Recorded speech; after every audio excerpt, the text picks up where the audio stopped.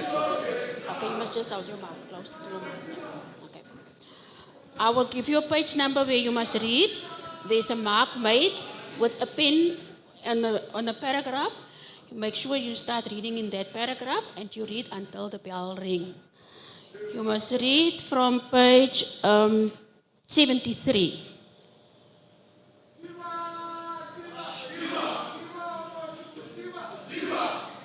Adjudicators, you ready? Timekeepers, time starts now. Good day, ladies and gentlemen. I represent Riverningo Book Club, and I'm delighted to read to you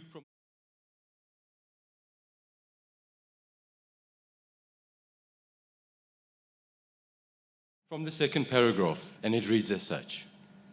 Did Mercedes not warn me that there is some starving actor convinced he was born to reinvent Othello? Because people don't get Shakespeare. Lurking in the shadows, I have a devastating wish that Benito be run over by 1,000,000 yellow cabs, never to live in the ambience of your soul. Mercedes smiles. Benito, still insane as ever. I am agitated. Why keep Benito a secret from me? Because he is the past. Where does he get your address then? His father, he's friends with Dad. And family dinners, church, then one day we'll hands. We were kids, maybe 13. Now the difficult questions. Thank you. Next book club is the Horsey, number 25 on the list.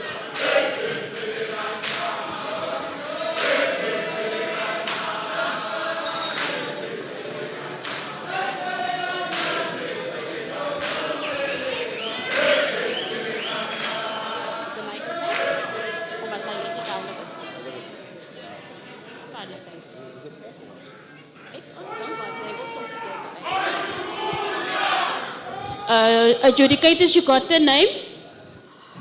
I will give you a page number where you must read. There's a mark made with a pen. The paragraph, you must start at that specific place and you read until the bell rings. You will read from page 80.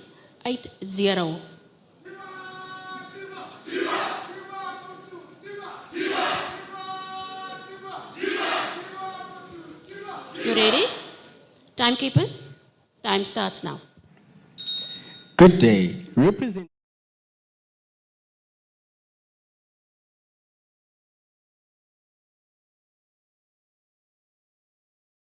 reads as follows.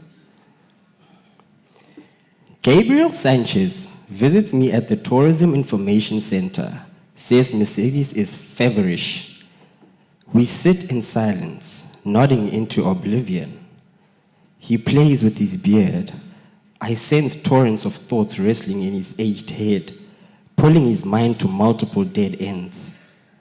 His brow is furrowed, his eyes narrowed, as if an effort to arrest some thread of logic.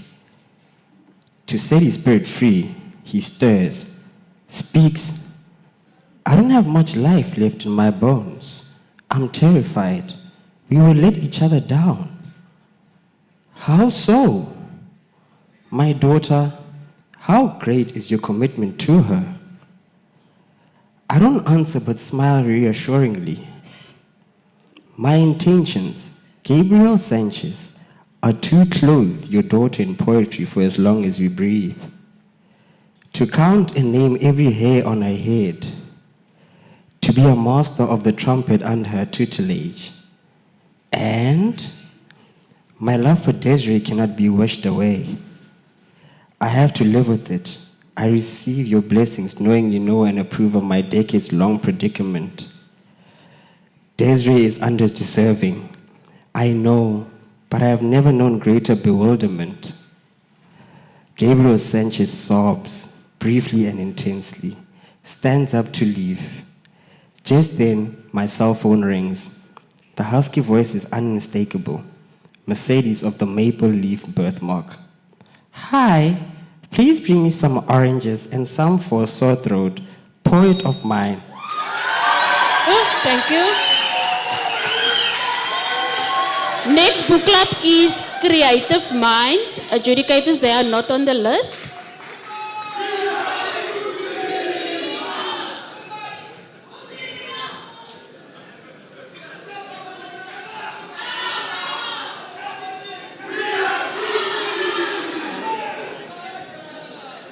Let me do this.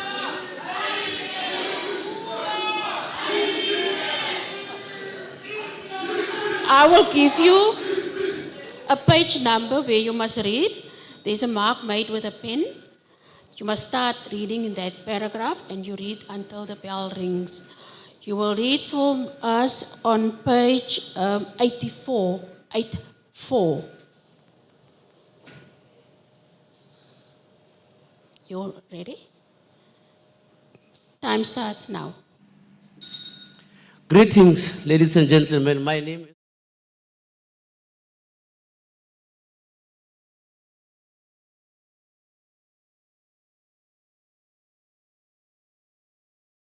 84 from this paragraph, and it reads as follows. Pay attention. I return home to find Mercedes watching Larry King in the library. Not really watching, but sobbing. Long drawn out, quivering body sobs, with both her palms weeping away tears that refuse to dry up. Those beautiful hands mopping up the tears, as if they were windscreen wipers.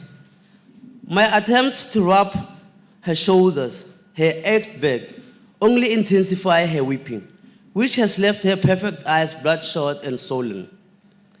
I have never seen her so overwhelmed, inconsolable.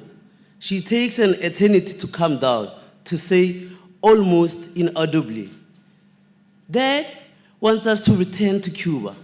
Gabriel Sanchez, failing to get satisfactory answers from me, has decided to hang me by the testicle in public square.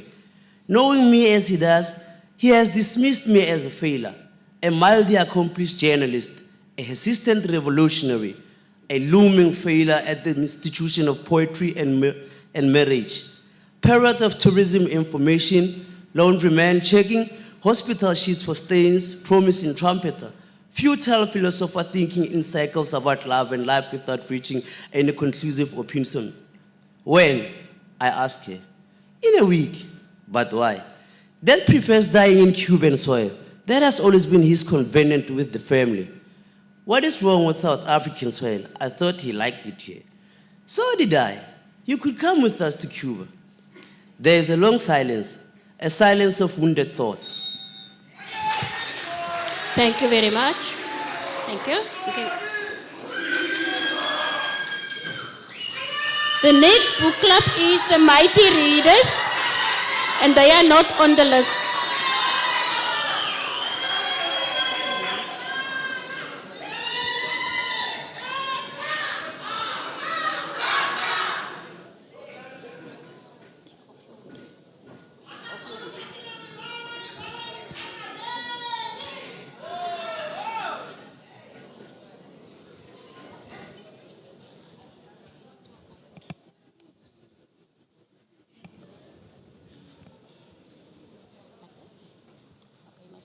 To the mic, ne?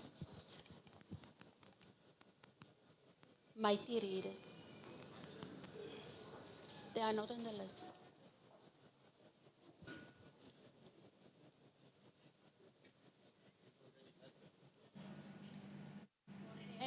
What is your book club's name?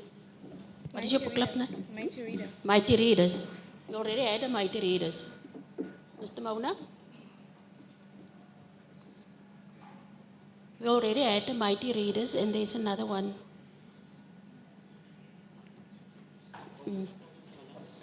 Northern Cape.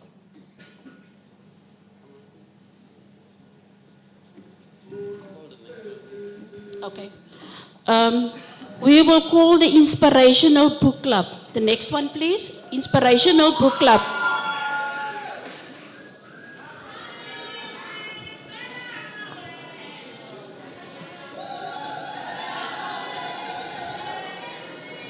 They are number 16 on the list.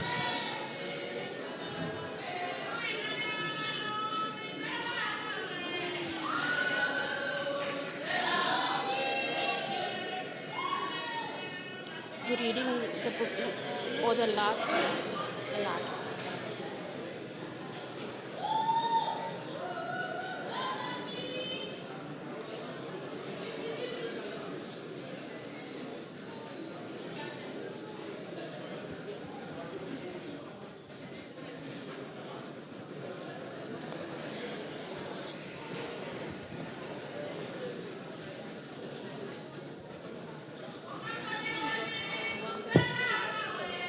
Okay.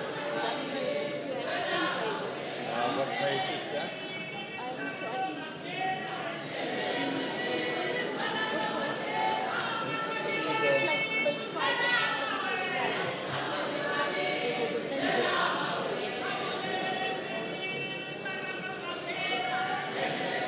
I think that's fine. We will just listen. It's about the mailbag. Starts off with, what's it say? Stage.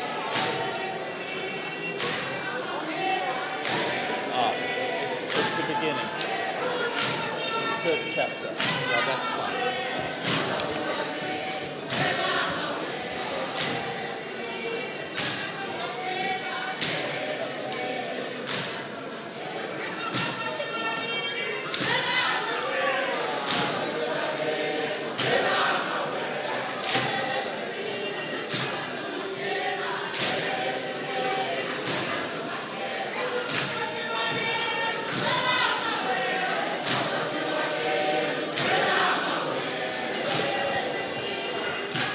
Thank you. Thank you.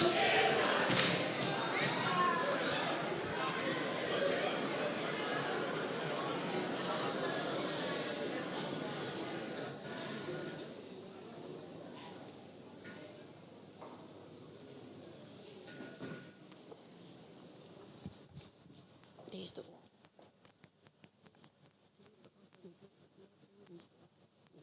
and then this is from page.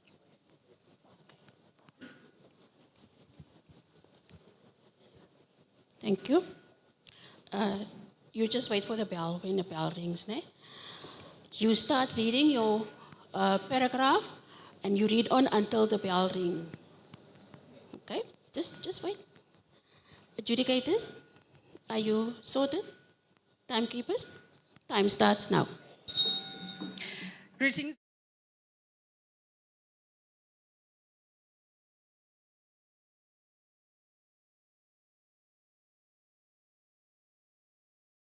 To this day, fall hopelessly in love whenever I see postmen carrying mail back. My heart leaps at bright red post boxes in pictures. They remind me of Desiree, the postmaster's daughter. We never exchanged much, Desiree and I. I caught her roving eye on me one morning during Mass. Hearing nothing of the sermon, I saw only this eye, a beaming light bulb that warmed me from the third row, a good 20 meters from where I knelt praying, my knees molten with love. Seeing her absent-minded in the company of tedious friends aroused suspicions that I was in her thoughts. End of term, after the media exams, was marked by forced labor. We cleaned the school grounds and windows in preparation for a new school term.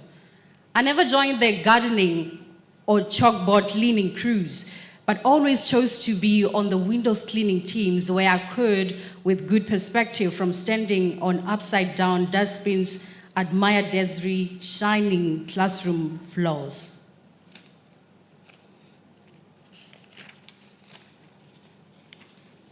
I got generous compliments from inspecting teachers, windows shone like mirrors against the sun, who little knew that such workmanship was done in a trance. I was like a spider on a damaged web, doing my utmost to contain my blossoming heart.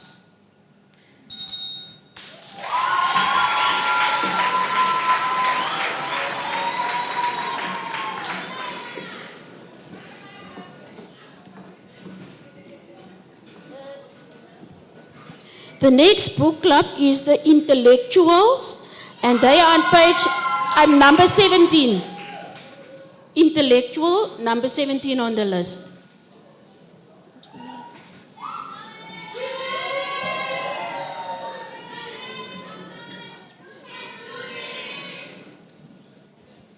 That is the title of the book. This is the author down there. There's the title. And there's the author. Is the light sufficient for you, or do you need more? Adjudicators, just bear with us, please. We just want to move the mic to the light.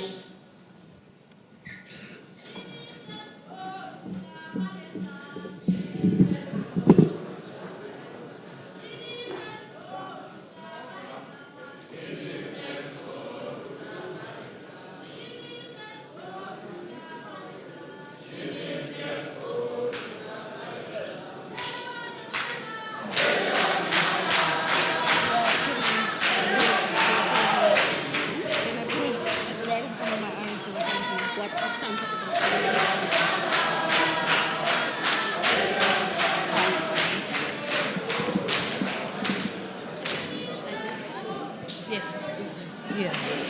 Can we please have silence so she can start reading?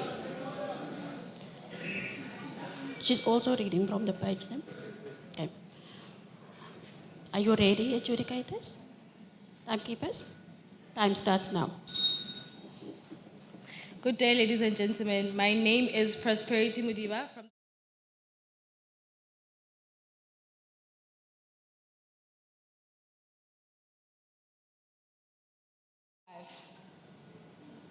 I, to this day, fail hopelessly in love whenever I see postmen carrying mail bags. My heart leaps at bright red post boxes and pictures. They remind me of Desiree, the postmaster's daughter. We never exchanged much. Desiree and I caught her roving eye on me one morning during Mass. Hearing nothing of the sermon, I saw only this eye, a beaming light bulb that warmed me from the third row, a good 20 meters from where I knelt praying, my knees molten with love. Seeing her absent-minded in the company of tedious friends aroused suspicions that I was in her thoughts. End of term, after the mid-year exams, was marked by forced labor. We cleaned the school grounds and windows in preparation for a new school term. I never joined the gardening or chalkboard cleaning crews, but always chose to be on the window cleaning teams, where I could, with good perspective from standing on upside-down dustbins, admire my Desiree shining classroom floors. I got generous compliments from inspecting teachers. Windows shone like mirrors against the sun. Who little knew that such workmanship was done.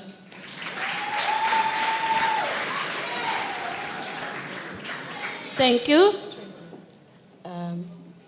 Will that be easier for you? Okay. Thank you, adjudicators. That was the last book club that we have for reading. The next, are you going to do the announcement, Mr. Mauna? Mr. Khalakhala, are there any announcements from your side? We are done with the English reading now.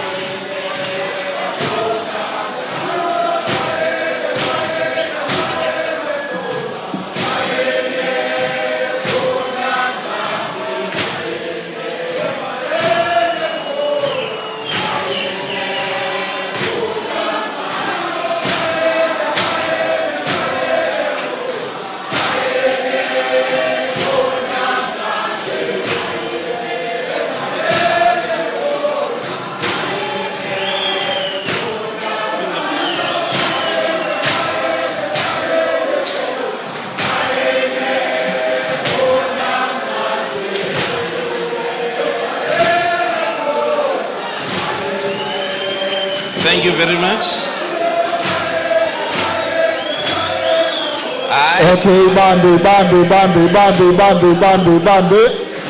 Ibambe, awuhlale phasi, awuhlale phasi. Ayihlale phasi ibambe umthetho.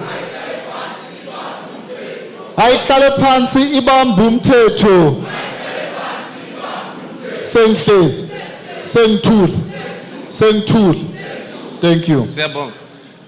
We will continue singing. I just want to announce that we are not going to do debate as per program. We're going to do book review in English. This is to avoid a situation whereby we don't finish the whole debate.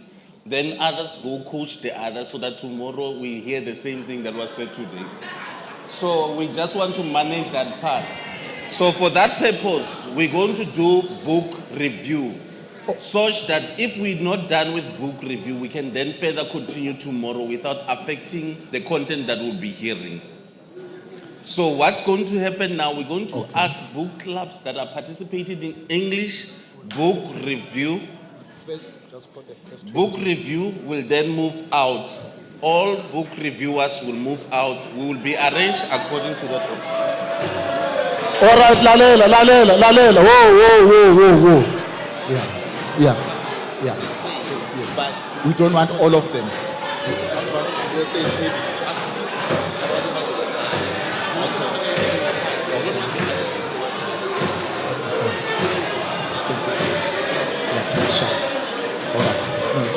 Okay, all right. You heard. All book reviewers to the tent outside. All English book reviewers to the tent outside. Yeah, because they are going to.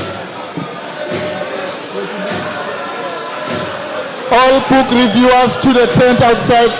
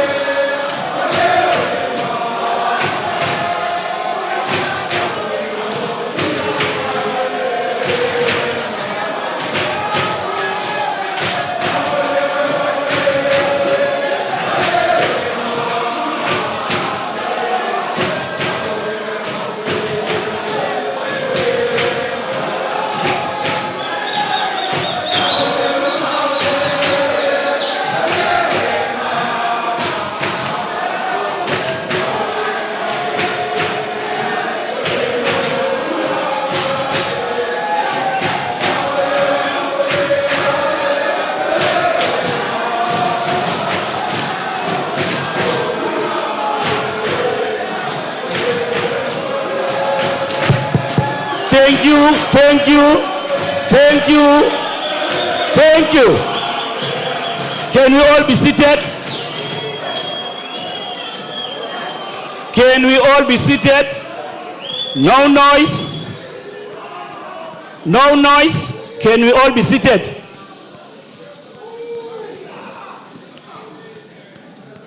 Hello, can we all be seated?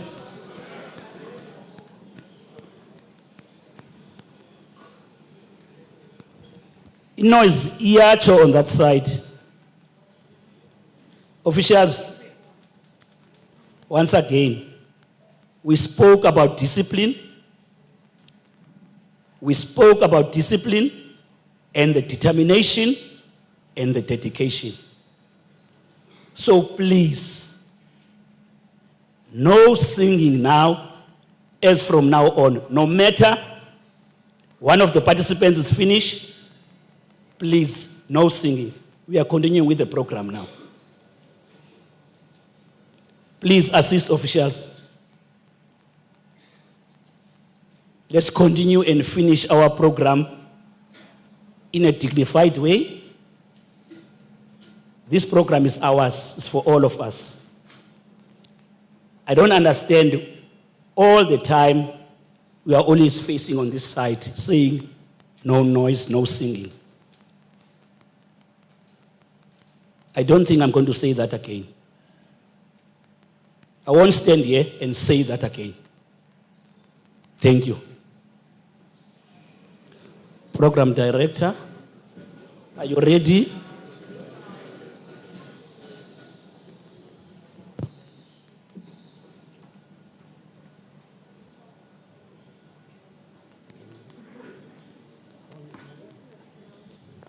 Over to you, ma'am.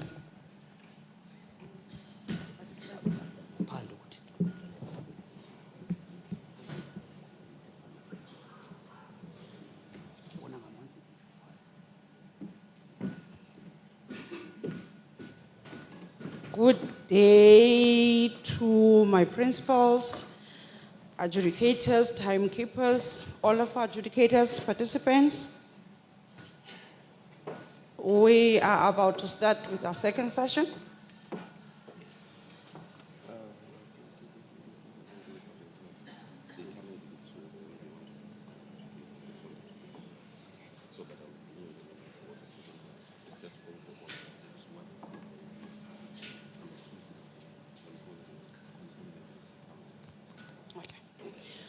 Our book clubs are ready. Our audience is ready. And sanitandi man. Mind Liberators is our first book club for the book review.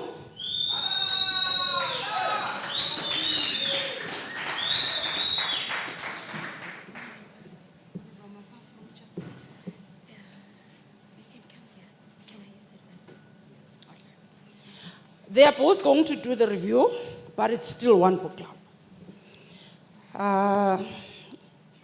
The silence that you are receiving, guys. The adjudicators are ready, my timekeepers are ready, and the book clubs are ready. You can start when the bell rings. Black people continue to be economically marginalized long after liberation. Salute, General. We are from the Mine Liberators and will be having a dual review about a book titled Whispers from Skeleton, written by L.M. Greba. This book is a social commentary exploring communal distinctiveness. This book is about a man named Mbangwa living with his wife.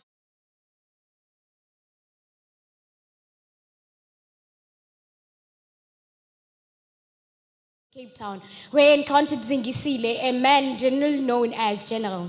General slightly contributed to Mbangwa's development and his interest to trade unions. Mbangwa, being a prominent unionist, crossed paths with Mlibokazi, a Cape-born businesswoman. The two found themselves tangled in a relationship driven by desire and lust. Their protocol came to an end when Mamtipa and the kids came to live in Cape Town. Mlibokazi left with a better taste in her mouth. She vowed to teach Mbangwa a lesson. Once a lover, now an enemy, a quote from page 96. Mbangwa, now being an enemy to a lover, fire absorbed him. His upside roof was damaged by fire. The second house burn attempt was successful as it took his most precious asset, Mamtipa. Later on, Mbangwa relocated to the village where he encountered Zingisile. They two had a common dislike. However, tragically, Jalobo was murdered and Mbangwa was blamed for it. He was falsely arrested. With help from friends and family, he was able to be released. He was later on able to confront the whispers from skeletons. The theme behind this book is power dynamics versus self-discovery. The message of the book is struggle ignites strength. I recommend this book to social activists and advocates. I rate it a 7 out of 10 as each generation must discover its mission. Fulfill it or betray it. General's words, not our words. Thank you.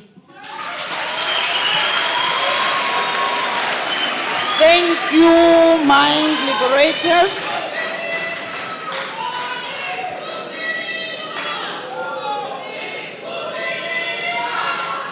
Second book club on stage is Librados.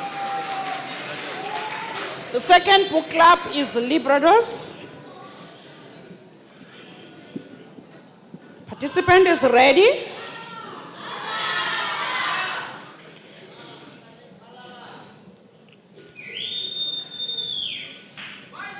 Librados.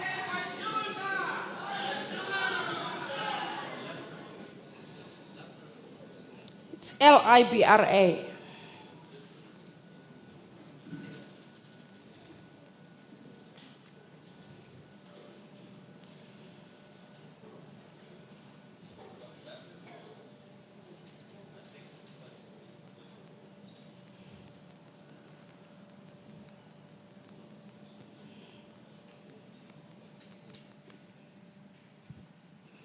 Okay, adjudicators are ready. Timekeepers are ready. Soon as the clock rings, your time starts. Thank you. Ladies and gentlemen, my name is Omokolo Khaibepe. I am representing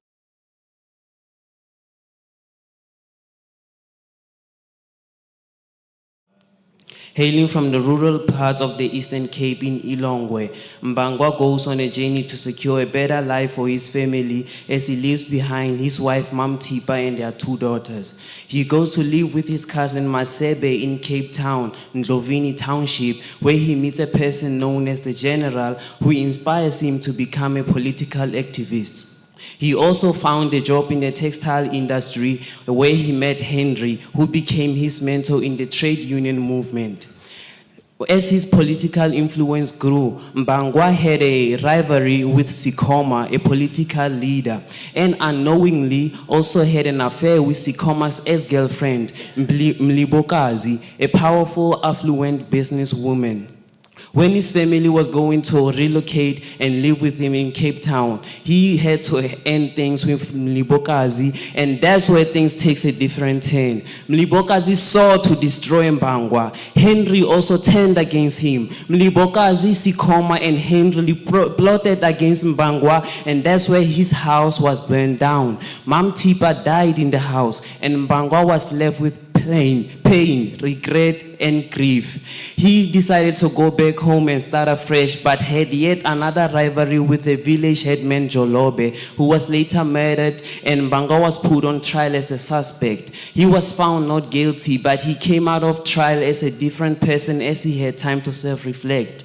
The message of the book is that your decisions make your life. The themes of the book are adultery, betrayal, and also injustice. Ngeba uses a very descriptive language, and the scenery he uses, he makes it clear for the reader to imagine it. Thank you. Next book club is Mighty Readers.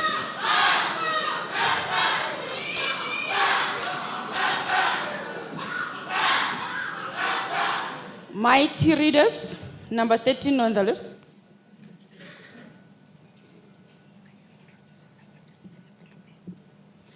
Mighty Readers, number 13 on the list. Adjudicators are ready. Your time starts when the clock bell rings. Good morning, everyone. I am Benjamin Mukoded,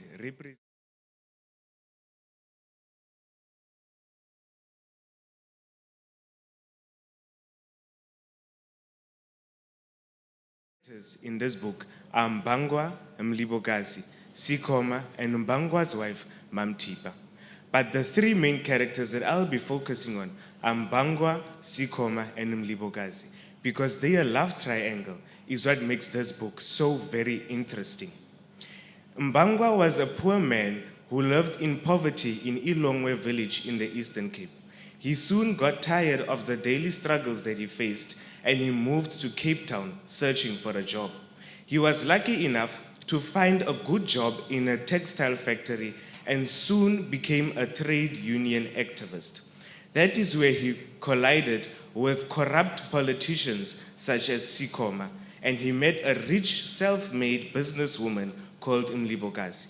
He soon had an affair with this woman, but when Mamtipa, his wife, returned to Cape Town with their two daughters, Mbangwa was forced to end this relationship with his mistress. This sparked jealousy with Mlibo, which ended up making Mlibo cause a fire at Mbangwa's household, claiming Mamtipa's life. Unfortunately, she passed away in the fire, and Mbangwa moved back to start afresh in Ilongwe village. The highlighted themes in this book is acceptance of love, power of love, acceptance of race, survival, and respect for women. What we learn from these highlighted themes is to always accept and respect people regardless of who they are, their gender, and their race. These highlighted themes also teach us to survive through difficult times. The language of this book, the writer uses... Thank you. Thank you, thank you. Our next book club is Cheaters.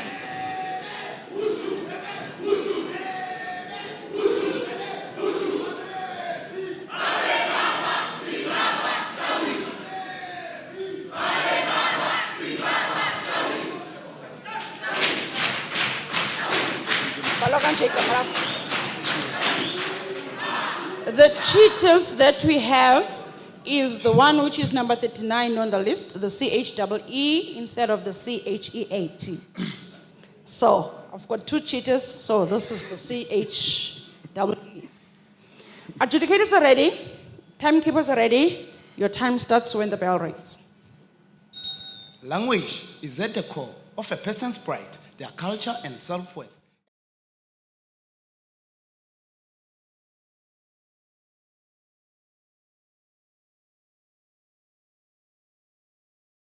Managed to give us this gem, Whispers from Skeletons. The book examines life and death from the perspective of the dead, focusing on wisdom and warnings they might offer the living. Set in a poverty-stricken village of Ilongwe and moved to the city of Cape Town, prominent Mbangwa as our main character engages in promiscuous behavior, which in the end brings tragedy to his wife, Mamtipa, the woman whose only sin was to play a supportive role to a man whose mission was to play was to bring dignity back to the downtrodden and marginalized. The antagonist, Mlibokazi Ndali, also known as Mlibo, a self-made businesswoman obsessed with Mbangwa. I quote, "The other women are just keeping me happy in the meantime. Mbangwa sweet, justifying his affair with Mlibo, trying to ease his conscience. Mamtipa's arrival in the mother city stirs controversy that forced Mbangwa to break up with Mlibo, whom in retaliation from guilt schemes with Sikoma, another greatest enemy of Mbangwa, by killing his wife. He is forced to leave Cape Town for the sake of his children's safety.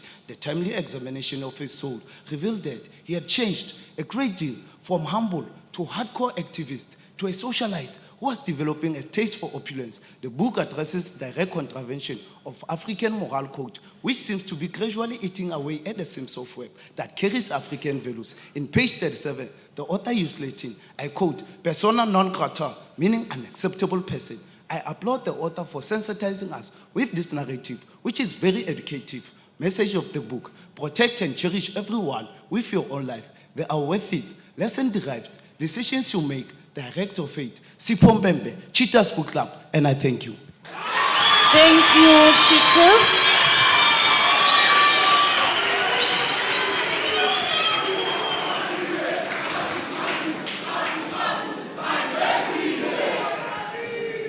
Next book club is, according to my list, it says Mighty Readers, but I believe you already have Mighty Readers, so I'll just verify with Literati. Okay, so our next book club is Literati. Asimpeni izandla abantu. Literati.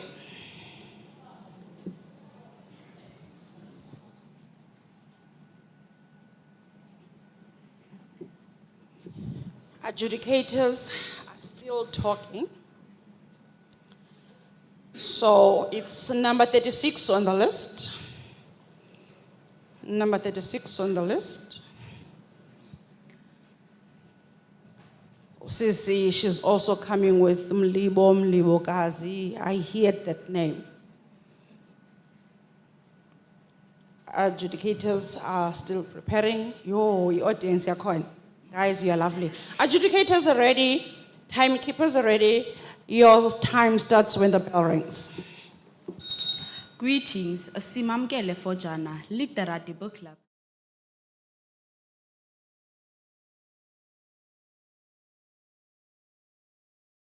Infidelity, sorrow, and corruption, with the message of utmost importance, perseverance, and resilience are the essence of wisdom acquired through life's experiences. Set in the underprivileged village of Ilongwe in the Eastern Cape and the city of Cape Town. Main characters: Mbangwa, a hardcore activist who fights injustice by advocating for the downtrodden and marginalized. Mlibokazi, a self-proclaimed businesswoman who is obsessed with Mbangwa. Sikoma is the current councillor who's notorious for promiscuity and corruption. We see Mbangwa migrating from the village of Ilongwe to the mother city in search of greener pastures. Leaving behind wife and 2 daughters, he gets employed at the textile factory and later becomes a member for trade union. His community activism causes animosity between him and Sikoma. He also finds himself in an adulterous relationship with Mlibokazi. The turning point of his life started after his family joined him in Cape Town. Attempts to leave Mlibokazi instigate conspiracy against him by Mlibokazi and Sikoma, which leads to an arson attack that took the life of his wife. His return to Ilongwe becomes a bittersweet experience as he faces the misfortune of a wrongful arrest for murder, his exoneration thereof, and his eventual prospect of finding love again. Lesson derived is that you reap what you sow. Language usage is a blend of simplistic, comprehensible English infused with isiXhosa vocabulary to give it that distinctive South African flavor, like on page 21, and I quote, "To drink umqombothi from the townships," close quote. A simile on page 16, and I quote, "Mbangwa's mind shifted as if changing bicycle gears. My message to you, your choices determines the course of your life." I thank you. Thank you. That was Literate. The next book club is Maparankwe, number 15.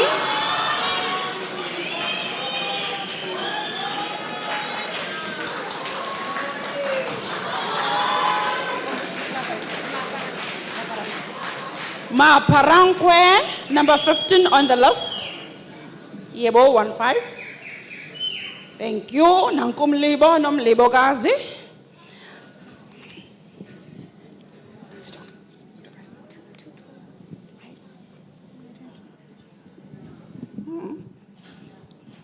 Are you okay?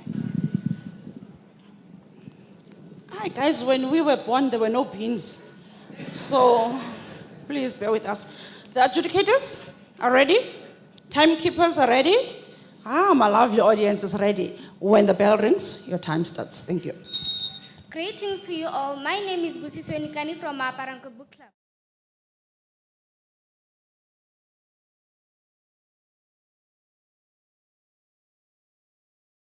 Lived in the Eastern Cape in a village called Ilongwe. He had a wife and kids. He went to Cape Town to look for a job. However, he landed in a textile factory where he met Henry, who became his mentor. But along the way, they did not get along. Mbangwa wanted to expose a counselor called Sikoma. As time went by, Mbangwa was unfaithful to his wife as he cheated with Mlibokazi. Mlibokazi was a prominent black businesswoman. They fell in love and they had an affair. As time went by, Mbangwa's wife went to Cape Town to relocate there, and as she relocated there, she decided to live there. As time went by, Mbangwa broke up with Mlibo. However, Mlibo was very angry and she wanted revenge. She worked with Sikoma and Henry. However, they made a plan and then they burned Mbangwa's house. Then Mam Tipa died in the house. As time went by, Mbangwa went and lived back to the village where he started his life afresh. And then a councillor was killed. Then, as the councillor was killed, Mbangwa was suspected. And then he went to jail, but the truth came to the light.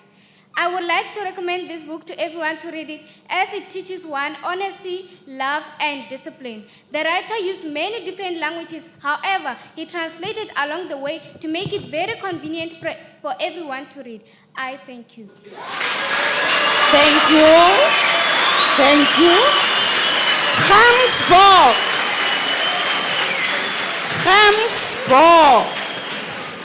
I think Mlibo or Mlibokazi is a troublemaker. I'm not sure.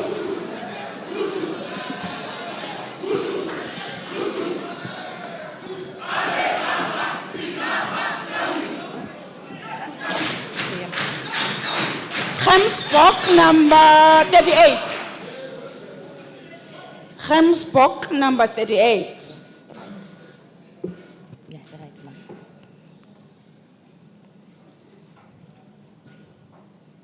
Uzawuzwake. Adjudicators are ready. Timekeepers are ready. Your time starts when the bell rings. Whispers from Skeletons, a collection of Xhosa poetry.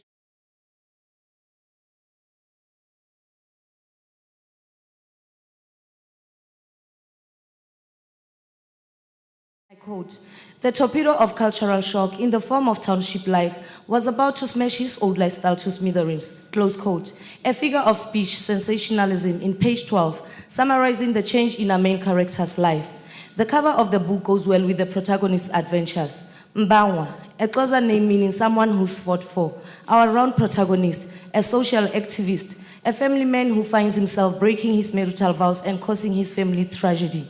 Sikoma, our flat antagonist, a corrupt current councillor of Ndlovini and Mbangwa's political enemy. Mbilokazi, our supporting character, a self-made prominent businesswoman, Mbangwa's psychotic floozy, but later nemesis. Narrative unfolds between Eastern Cape and Western Cape, back to the poverty-stricken Bundus of Ilongwe, where Mbangwa leaves his family for better opportunities in Cape Town. It is here where he meets his indirect political mentor, the general, who evokes his social activist spirit. On his way up his social activism ranks of the ladder, he meets and falls in love with Mlibokazi, who conspired together with Sikoma to destroy him after he broke up with her. A threat that ends with Mbangwa's wife's tragic death, forcing him to flee back home to safety. but accosted by a new rivalry in the form of Cholobe, whom Mbangwa was arrested for the death of and later acquitted. We have a few typing errors in the book, like the absence of full stop marks between sentences in page 37, first paragraph, line 1. A spelling error in page 84 where it is written Mbilo instead of Mlibo. The message of the book is that always stand for what's right without losing yourself. My message is that home is where the heart is. Embrace it. Thank you. Thank you. Homotso Thomas. Homotso Thomas. Number 12.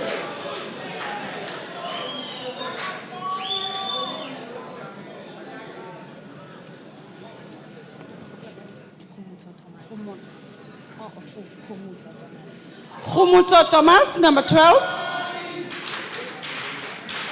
Adjudicators are ready. Timekeepers are ready. Your time starts when the bell rings. Good day, everyone. I am Diana.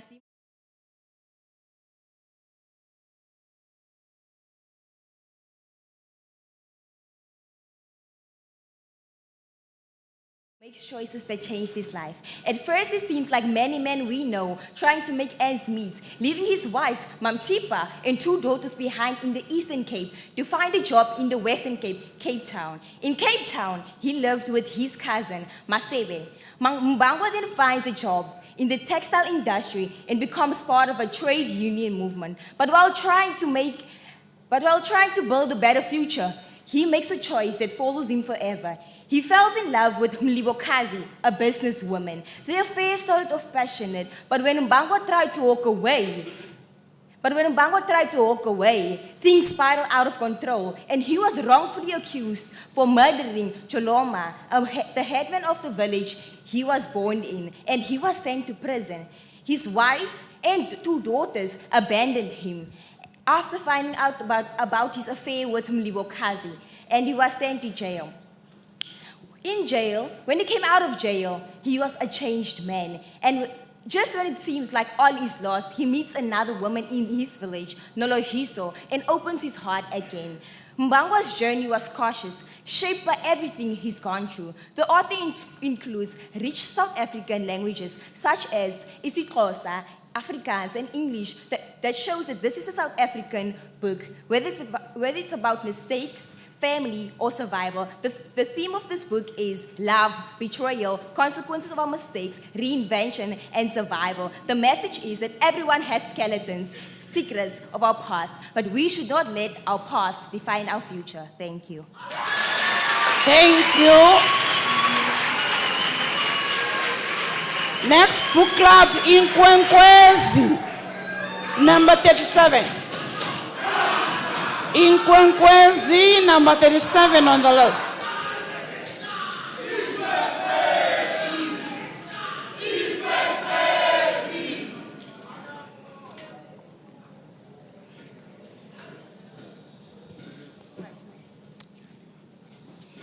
Adjudicators are ready. Timekeepers are ready. Your time starts when the bell rings. Warm greetings, ladies and gentlemen.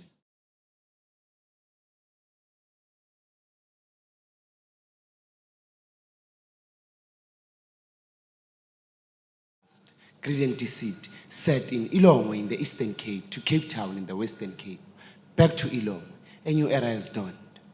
Mbangwa, the protagonist, is the main and round character, a male born in the underprivileged parts of the Eastern Cape, who moves to Cape Town in search of a better life, where his cousin Masebe, the migrant laborer, our aesthetic character, has helped him settle. Then we have Mlibokazi, Mbangwa's mistress, and Sikoma, the counselor, our 2 flat antagonists, prominent people of status, whom together conspired the arson that took away the life of Mbangwa's wife, birds of the same feather. Now, from humble beginnings to the comforts of posh and soft life, tears are shed, emotions are hurt, and lives are lost when a male in his mid-30s migrates to the mother city in search of greener pastures. Not only did he manage to build a better portfolio for himself, but he also ignited flames that took away lives and left scars in his children's hearts. And on his regret, he went back home to Ilongwe, where envy and jealousy put him behind bars. Is he guilty or is he not? Go find out for yourself. For the moral of the story, ladies and gentlemen, it is so unfortunate that a black man's fortunes is almost always hovered by a dark cloud, also emphasizing on how fortunes can bring out the best or worst in you. And the author's language is an infusion of understandable English mixed with its Xhosa words. Like in page 85, I open quote, I do cook for you, Standwa Sami, I close quote. And with his perfect literature and grammar, I would recommend the book to anyone who can read and understand English. I am Thokozani Majola, Inkwenkwezi the Star. Danko is thank you. Thank you.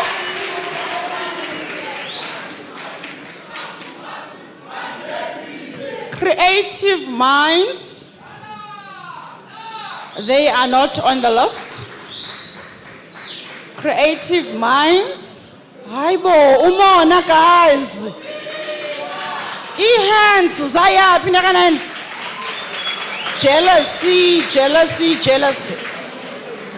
Creative minds. We have, you don't clap with your mouth, you use your hands when you clap. Anna? Creative minds, adjudicators are ready? Oh, adjudicators are not yet ready. So, it takes a lot of hard work, guys, ne? So, we must give them that space.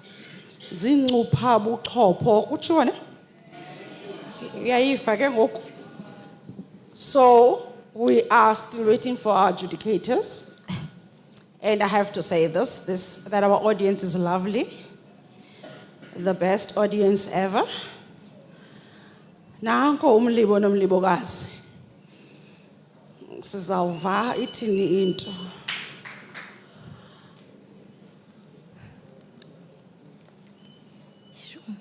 We are getting there.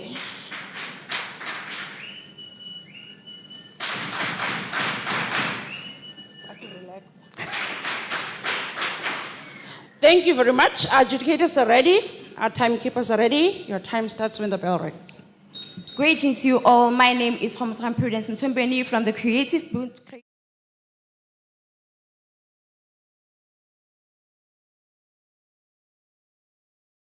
I have an exceptional heroic man called Mbangwa Umpinga Mawawa, as his wife used to call him, who moves from Eastern Cape in the village of Ilongwe to Cape Town to seek for a job, leaving his wife and children behind. And on his journey, he whispers from skeleton and realizes the injustice women experience on a daily basis. And surprisingly, in no time, Mbangwa finds a job in the textile industry where he ended up becoming active in the union movement. Mbangwa's intentions was to fight injustice, but while on that path, he gets to meet the likes of Sukoma, who couldn't care less about others, but only to fill up his pocket. But rumors whispered that there could be a woman involved in the rivalry between him and Sukoma. But as they say, whatever happens in the dark always comes to the light. As Mbangwa falls in love with a glamorous business lady called Mlimbo, who also happened to be Sukoma's girlfriend. But it seems like Mlimbo was more madly in love with Mbangwa, but unfortunately too madly for a married man. And in no time, Mbangwa's wife decided to move to Cape Town, causing the breakup between him and Mlimbo. But then Mlimbo decided to become a skeleton. And the Mbangwa skeleton started haunting him. But not only did it affect him, but also his wife and children, who learned the hard way that whatever is hidden under the carpet will eventually come to the light. And unfortunately, Mbangwa's wife lost her life in a fire caused by rivalry. And not only did that break Mbangwa, but it caused him to move back to Eastern Cape. But as they say, once a leader, always a leader. Even after his return, he fought for injustice even the villages. The theme and the message of the book is that people must be brave enough to fight what is wrong. And the language used in the book is simple, but in a powerful way. I would recommend. Thank you. Thank you. The next book club is Northwest Book Club. It's not on the list. Northwest Book Club.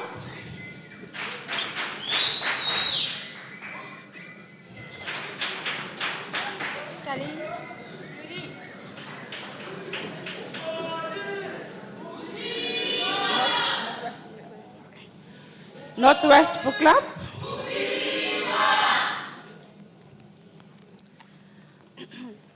Adjudicators are not yet ready.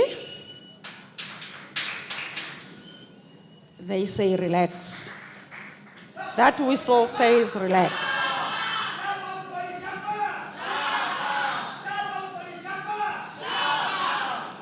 Sharp.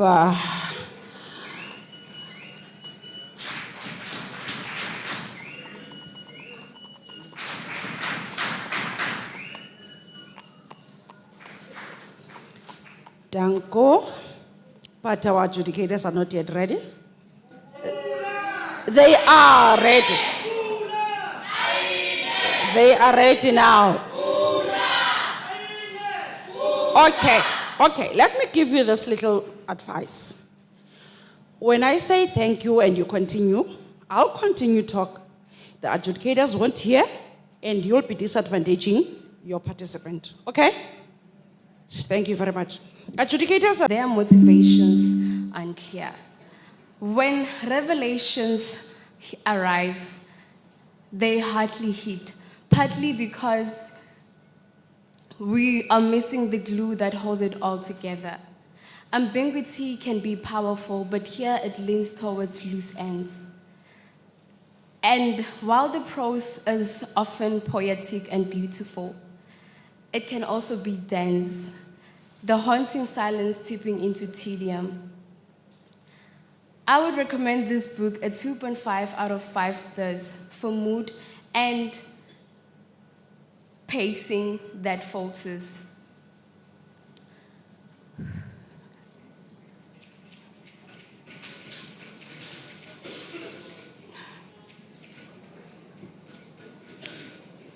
I thank you. this side. Thank you. It's not easy to stand here. Ditau,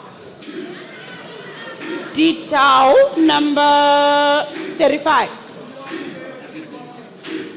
Ditau, number 35.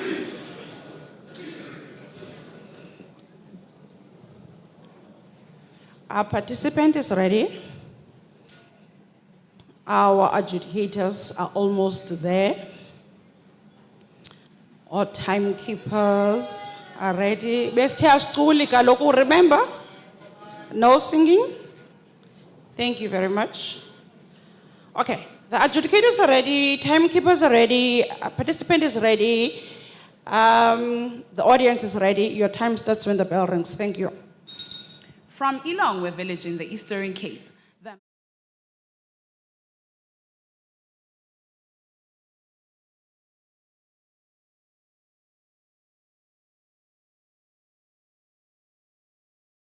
who inspires his career in activism. Now, with an exuberant profession and a love affair with the ravishing Mlibokazi, an entrepreneur capable of love strongly as hate, terror strikes. After all, an unexpected relationship blossoms.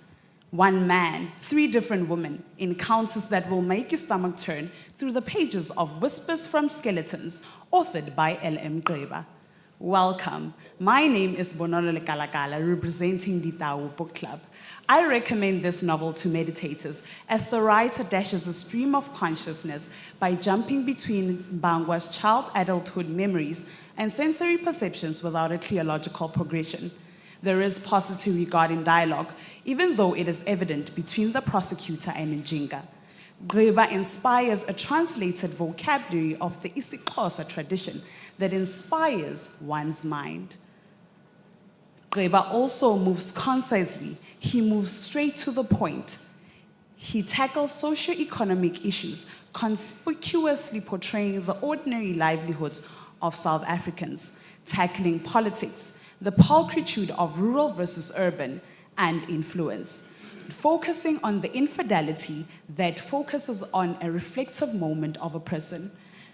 The ironic twist and ending engenders a jaw-drop moment, transferring messages that stipulates how the people you choose, the choices you make, influences your destiny, positively or negatively. And yes, you can learn from your mistakes, but the inevitable will always remain the whispers from your skeletons. Thank you. Thank you, Nelson Mandela Bay Metro. Nelson Mandela Bay Metro. They are not on the list. They are not on the list. Nelson Mandela Bay Metro.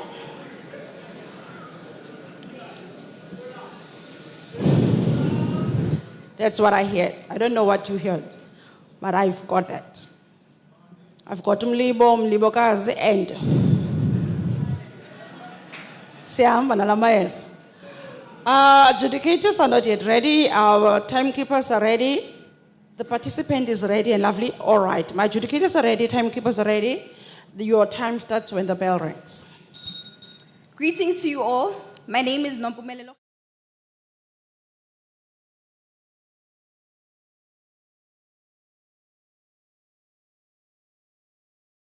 It was published in 2019 by the National Library of South Africa and edited by Brenda Bergs.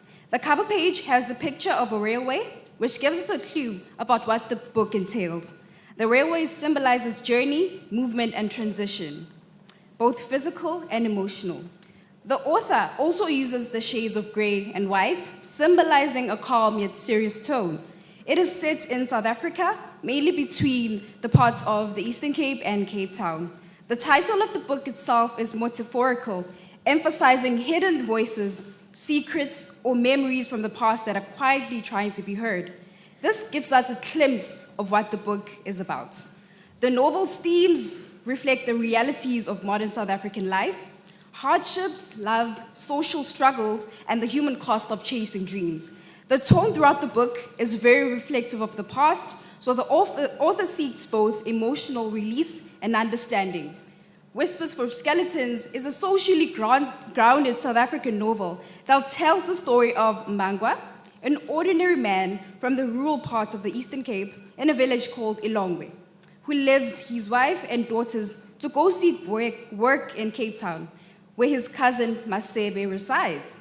There, he finds employment in the textile industry, becomes active in the trade union movement, and grows into a respected community activist. His life takes a difficult turn when he meets Mlibokazi, a successful businesswoman who falls deep in love with him. When he attempts to end the relationship with Mlibokazi, his life changes forever. Mbangwa stands out as a relatable protagonist whose personal struggles reflect wider South African social issues. Thank you. Thank you. I can't hear those hands between. The Cape.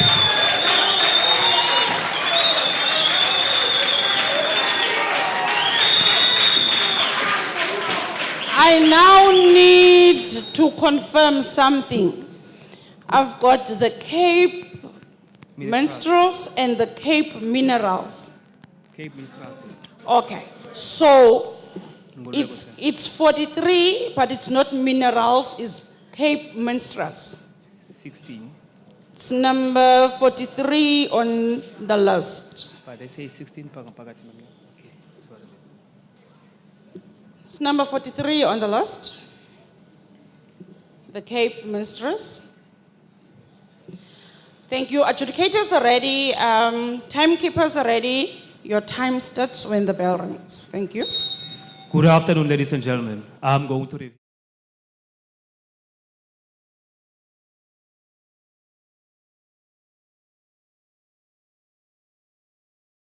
Called Ilongwe in the Eastern Cape, who had strong desires to be successful, and he has already been in the golden mine, Johannesburg. And as he embarks in a journey to Cape Town, looking for the job, fortunately he got a job in a textile factory, and he ventured into a trade union. Mbangwa was a people's person who was so determined to fight the local councillor for his incompetence by turning a blind eye to criminal activities in Nyanga Township, Thereafter, Mbangwa became a community activist and a worst enemy to the councillor. Mbangwa's life was completely changed after he indulged himself in a relationship with Mlibogazi and decided to break up with her when his wife and kids came to Cape Town. And Mbangwa never cared to reveal his skeletons to his wife until they started to whisper and cause a substantial damage. Unfortunately, it was Mbangwa, Mbangwa's wife, who responded to whispers from skeletons when she severely died in a fire that was orchestrated by Mbangwa's enemies. While I was reading this novel, I was so sentimental and felt a genuine compassion for Mamtipa, Mbangwa's wife, who severely died because of Mbangwa's skeletons. And this story takes place between Ilongwe and Cape Town, and it entails many characters. For example, General, a guy who supports the protagonist, and he was the one who ignited the political passion to Mbangwa. Skoma, the antagonist, a notorious councillor who had a vendetta with Mbangwa concerning political issues and love affairs. And the message from this novel is, actions have consequences, and consequences can hurt many innocent people. Therefore, I recommend this novel to everyone who loves reading. And this story takes place between, thank you, guys. Ngozi. Thank you.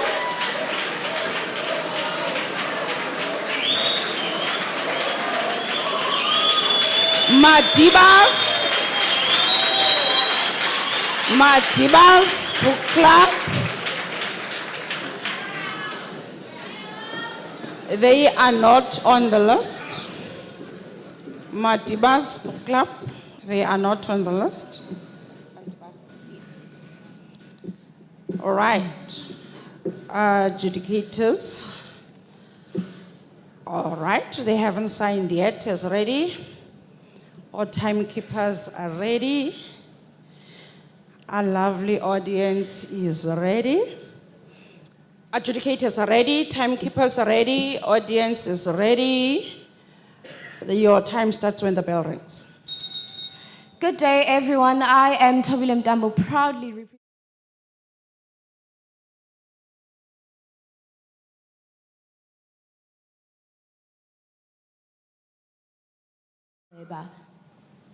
It was published by the National Library of South Africa 2019 and edited by Brenda Burgess. Whispers from Skeleton is a contemporary South African novel that blends realism with emotional depth. It explores themes of migration, love, betrayal, and self-discovery through the lens of post-apartheid social and economic realities. The book falls within the social realism genre and captures the emotional and psychological cost of leaving home in pursuit of a better life. From the first page, Qaiba's storytelling feels both intimate and political, drawing readers into the quiet struggles of ordinary people whose voices often go unheard. My overall impression is that this novel is a deeply reflective and empathetic portrayal of human resilience in the face of loss, temptation, and moral conflict. The story centers Mbangwa, a humble man from Ilongwe, a rural village in the Eastern Cape. Burdened by poverty and family responsibility, he travels to Cape Town to seek employment and better opportunities. His journey mirrors that of many South Africans who migrate in the search of stability. In Cape Town, Mbangwa secures a job in the textile industry and gradually becomes involved in the trade union movement, where his leadership earns him respect and recognition. His rise, however, is shadowed by temptation and emotional turmoil, where he meets Umilibogazi, a powerful and independent businesswoman. Their passionate affair changes his loyalty to his family and principles. When Mbangwa attempts to end the relationship, tragedy and thank you. Thank you. The redemption readers. Redemption readers. Number 44 on the list. Number 44 on the list. Redemption readers.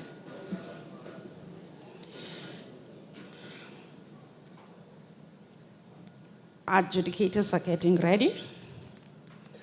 They are almost there. Timekeepers are ready. The participant is ready. Adjudicators are ready. Timekeepers are ready. Your time starts when the bell rings. Good day, ladies and gentlemen. My name is Cornelius Beer, and I represent Redemption.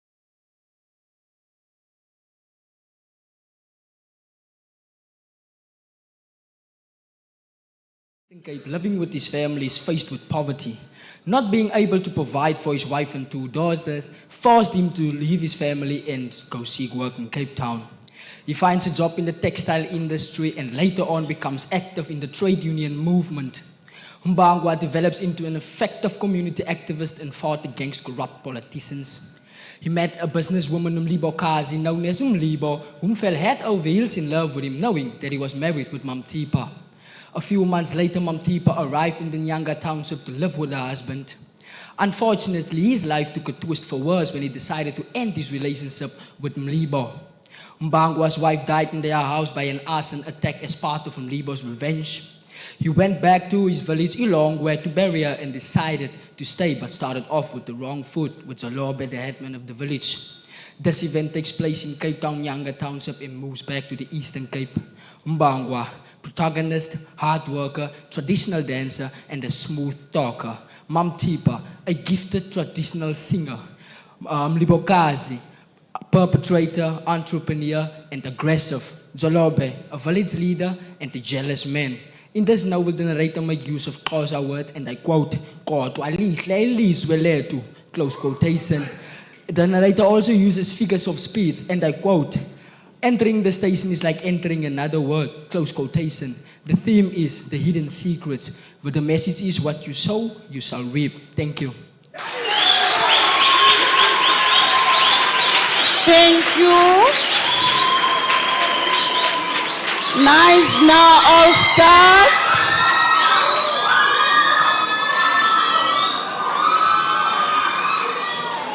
Nice now, all stars.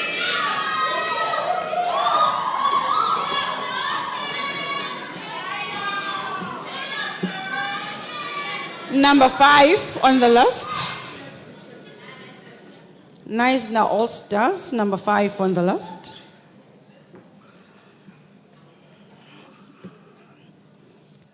Adjudicators are ready. Timekeepers are ready. Participant is ready. Can my audience be 100% ready? Your time starts when the bell rings. Thank you.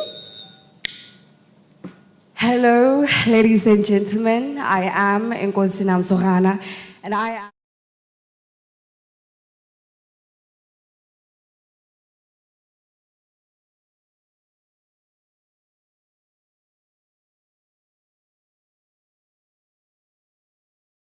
Bangwa and Zingisile.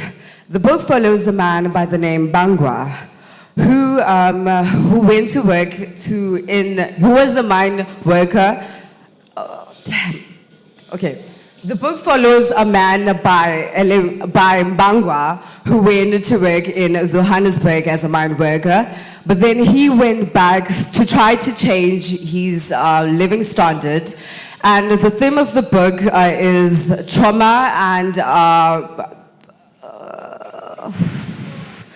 okay, the book follows a man by Bangwa who goes to Johannesburg to work as a mine worker, and then he goes back to try to change the living standards for his childhood sweetheart, which is Mamtiba.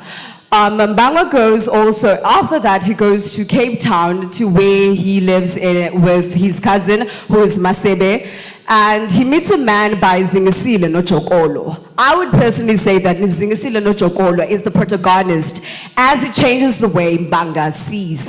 He starts really opening up Mbangwa's eyes about the injustice happening around all his life. And that visit in Makokolo's place, who is a business woman, he started really talking to Zingisile Nochokolo. The conversation starts steeping and starts changing the way Mbanga views the world. Mbanga starts on a search that he wants to change. He wants to let the injustice, the corruption that is happening. Thank you.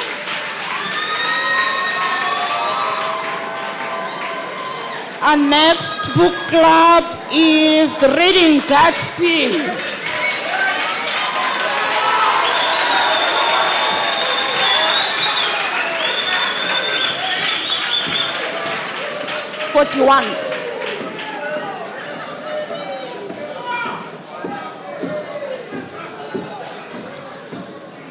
One last request, when the participant is on stage, it's not easy to be here. Stage fright, nerves, makes you sometimes to forget. Can we please keep quiet, give them a chance to deal with whatever it is that they are dealing with? Let us give them that chance and allow them to do whatever, as long as it is within their 2 minutes. Thank you very much. The Gatsby's are here, adjudicators are ready, timekeepers are ready, my audience is ready. Your time starts when the bell rings. Thank you. Good day, ladies and gentlemen. My name is Chantal Breacher.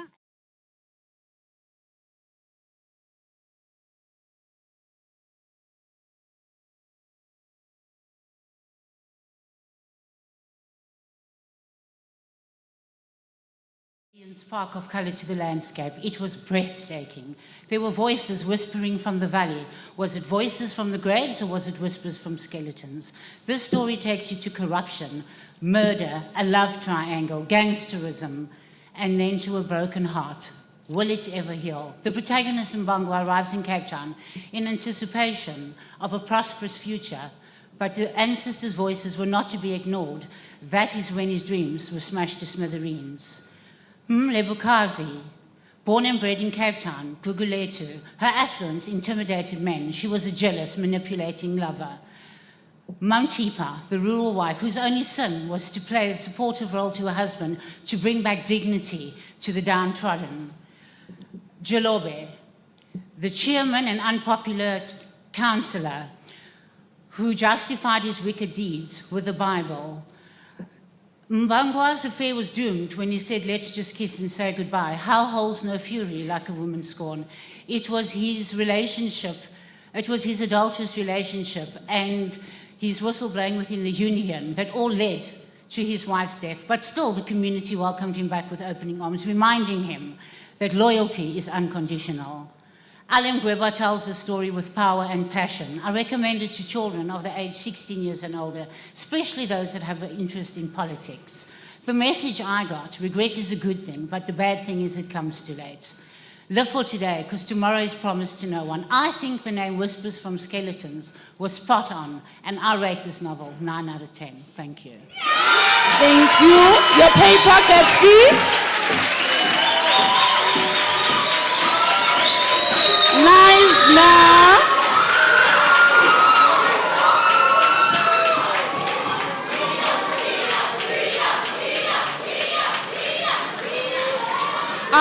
I just want to confirm because I've got them as Nice Na All Star and we already had Nice Na All Star. You want Nice Na?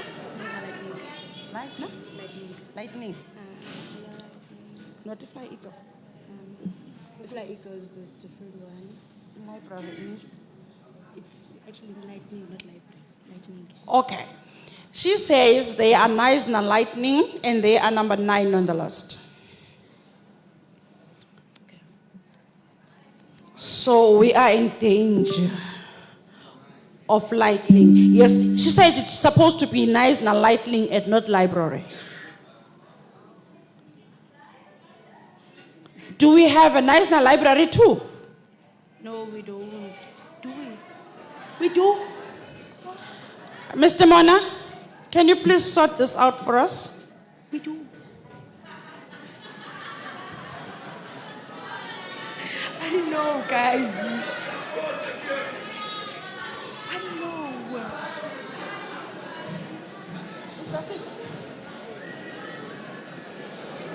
The list on the floor.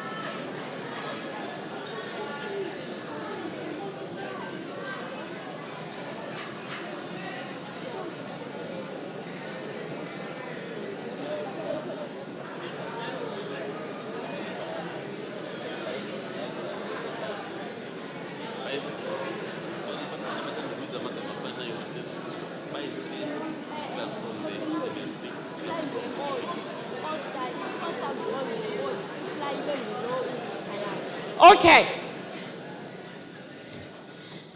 We do not have a Nice Na Lightning. I think Usas wanted to hit us with lightning. She is Nice Na Library, number 9. So on stage, we have Naisna Library. The adjudicators are ready, the audience is ready, and let's wait for the lightning coming from the library. Your time starts when the bell rings. Thank you. Greetings to the House at Large. My name is Asisi Posiana.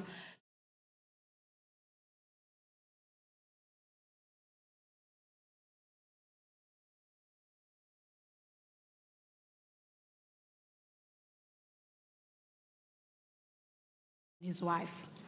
As we see our main character, Mbongwe, faces tributes in his journey to Cape Town, like settling in Cape Town or even finding the rightful job. As he believed working in the tire industry is like handling a woman's job, is like handling a woman's race. Mbongwe shows growth as a community activist after joining a trade union movement. The themes found in this book is family dynamic, personal social struggles, but the main highlight for me is family dynamic because it touch bases on love, loss, and self-discovery made by our protagonist Mbongwe. Love that he has for both Noloyiso and Matili. The loss when the protagonist lost his wife who died in the fire, and also the self-discovery that he made for himself. Maybe he's not meant for life. The message of the book centralizes on the importance of respecting others traditional, even although they don't align with your traditional values. And it also teaches us the importance of living life to the fullest, because we don't know life is guaranteed. The language in this book is very simple and very understandable. I love the writer's writing style whereby she used code switching when she uses words from another language. I quote "amaxele," close quote, in page 9, instead of saying traditional doctors. By doing this, the writer is actually respecting the language and traditional of Black people. Not only that, but by promoting the writing style of multilingualism, which refers to a book that contains 2 or many languages.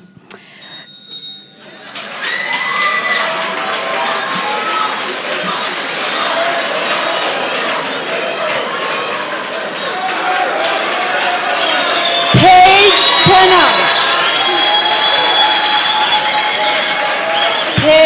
turners. Number 40 on the list, 40.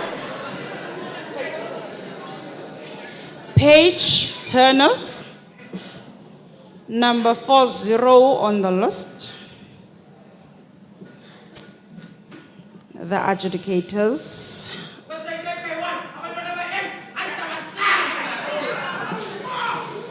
Are almost there. Adjudicators are ready, timekeepers are ready. Your time starts when the bell rings. Thank you. Life is like a dice. When you roll it, you'll never know on what side it will turn. Good day, my name is Bongiwe Mchago, representing Page Turners. I'm reviewing Whispers from Skeletons by Livingston Malinge Qeba.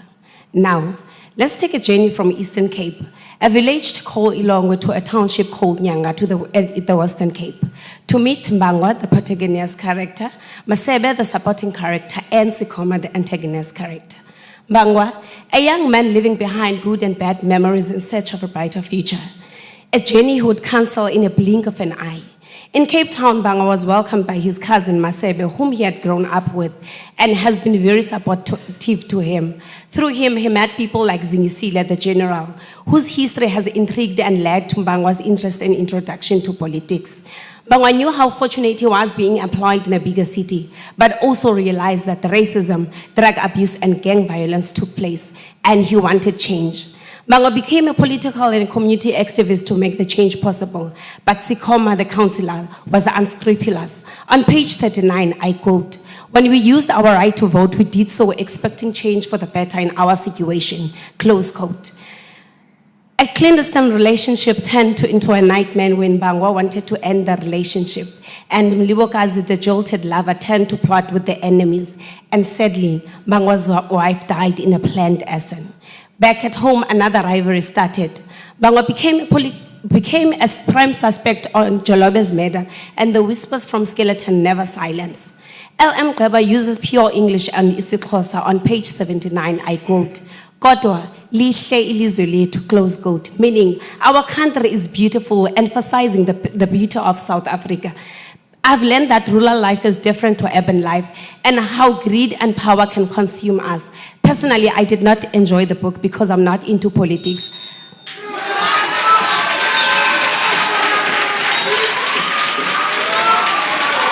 Nice now, fly eagle. Nice now, fly eagle number 4.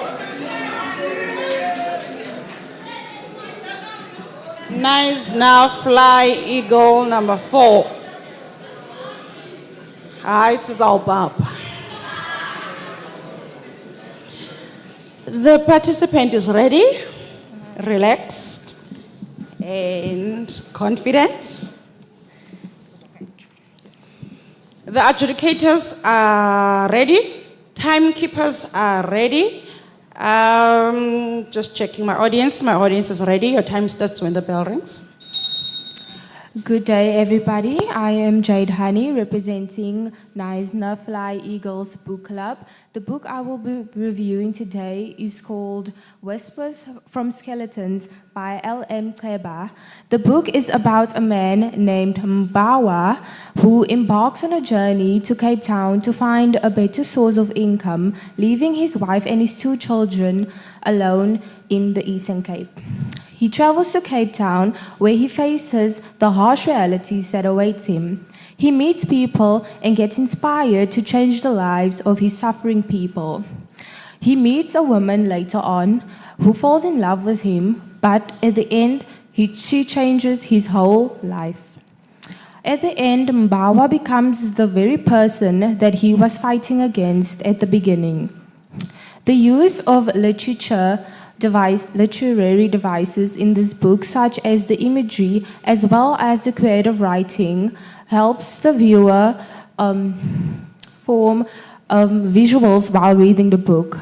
Language devices such as similes and hyperboles help create a magnetizing effect between the reader and the book, making it hard for the reader to stop reading. Themes discussed in this book are African culture, crime, corruption, death, and sickness. I would recommend this book to people from the ages 18 and up, and I would recommend it to people who want to learn something and who are politically inclined or want to be more politically inclined. I rate this book a 9 out of 10 just because I am not as into politics.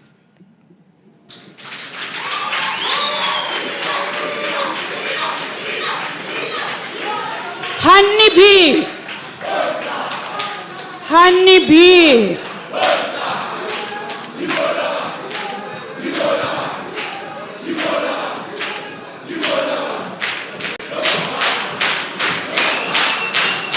It's not on the list. Honeybee is not on the list. Adjudicators are ready. Let's wait for the sweetness coming from the honey. Just waiting for few people who are moving around to settle down. Black and white jersey. Can you please settle down? Adjudicators are ready. Timekeepers are ready. Your time starts when the bell rings. Skeletons do not always whisper. Sometimes they groan behind closed doors. Sometimes they whisper from within us. They whisper of the injustices endured in silence, of corruption corroding daily life, and of poverty and violence that societies try to bury but cannot erase. Where greed and power rose like storms in plain sight. In Whispers from Skeletons, L.M. Gqeba dares to hear these whispers and transform them into a story that electrifies and demands attention. Humble greetings. I am Pamela Mtombeni, representing Honeybee Book Club. Mbangwa, a courageous husband and a man anchored in tradition, carries unyielding determination and piercing empathy for those silenced by oppression. In the post-colonial landscape of South Africa, leaving behind the hardships of Ilongwe, he steps into Cape Town Township and Lovini. Here, the astute and principled Zingisile, known as the General, awakens his conscience, though speaking the truth comes at a heavy cost. Councillor Sikoma, the infamous villain, mendacious, driven by survival and early hardships, propels Mbangwa to act. From witness to warrior, from observer to activist, can one man's voice pierce the roar of injustice and corruption? The author weaves personal struggle with societal reflection, crafting a narrative that is intimate yet unflinchingly observant, making this read suitable for readers aged 16 and above. His prose is simple but resonant, rich with symbolism and descriptive, using sensory detail through the beauty of the Ndibongo area. Through comparisons like silence and voice, Geba reveals Mbangwa's inner conflicts with precision while maintaining political correctness. Ultimately, the novel propagates us to confront uncomfortable truths and ruminate on personal and collective responsibility. This is a mirror reflecting the skeletons within society and ourselves, urging us to speak when taciturnity is valuable. It is not merely fiction, but a rallying cry to awaken, to speak, and to challenge. When the whispers grow louder, will we cower in silence or rise to echo the voice of justice? Thank you.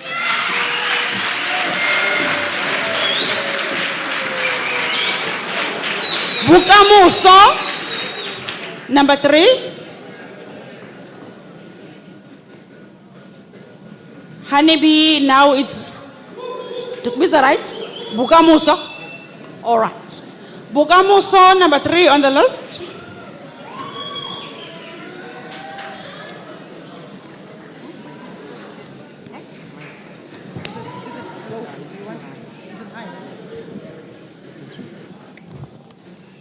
The participant is ready, adjudicators are ready, timekeepers are ready. My good audience is not yet ready. Can we please settle down? The last time I checked, the rules were like when there is a participant on stage, everyone should be seated.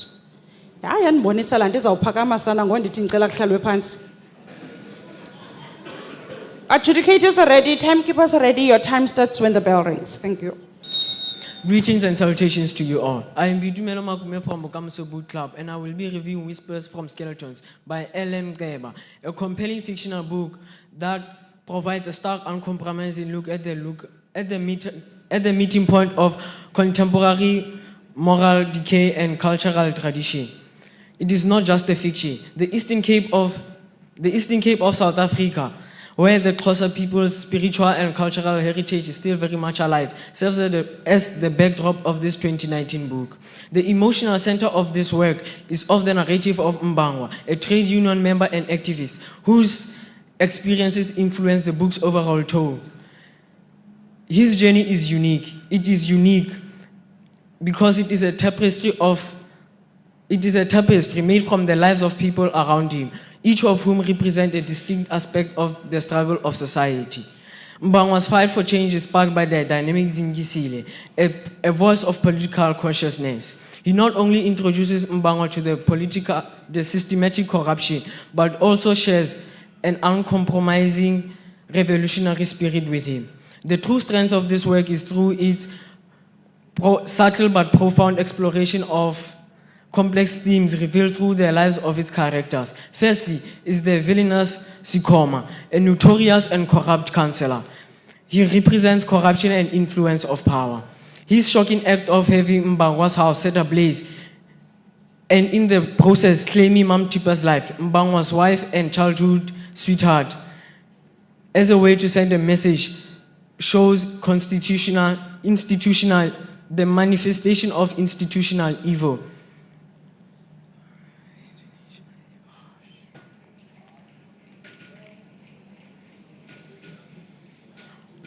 This shows that the corruption can also destroy the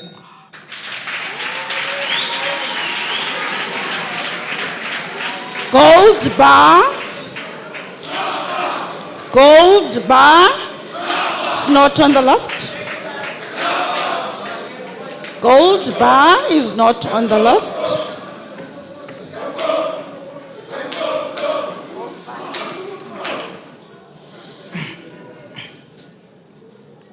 Nancy Chalete. Is goud en ons gaan geld maak. The adjudicators are almost there. The audience is almost there.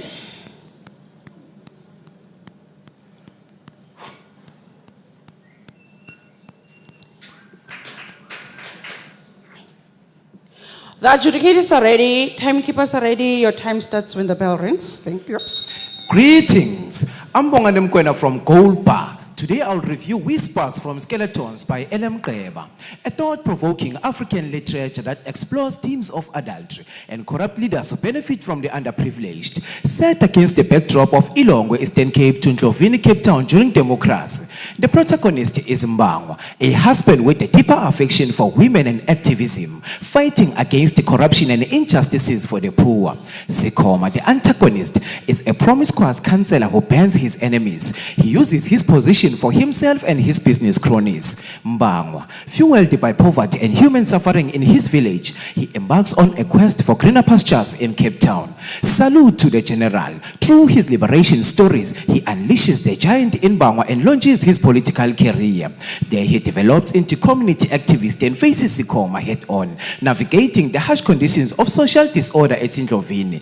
And the roots of their rivalry is not only on politics, but sustained by love triangle. However, his journey takes a scary turn when he falls in love with Mlibokazi, a beautiful, rich businesswoman. His dreams for a fresh start with his family falls apart. Lesson: a fall of a man is in his weakness. Had Mbangwa managed his passion for women, he could have avoided the painful death of his wife Mamtipa, who dies in a fire because of his adulterous affair with Mlibokazi, who conspired with Sikoma. His journey is sending a clear message that no matter what, we should stand firm and not deviate from our mandate. Linguistically, Mr. Qeba's writing is a masterpiece, simple yet evocative. It brings out emotions and vivid imagery on readers. I quote, "It takes a village to raise a child." Close quote. I rate it 5 out of 5 and I recommend it to readers who are enthusiastic about activism. Due to mature themes and intense violent scenes, it's suitable for a person above the age of 16. You can reserve a copy online through various book retailers or libraries. I thank you.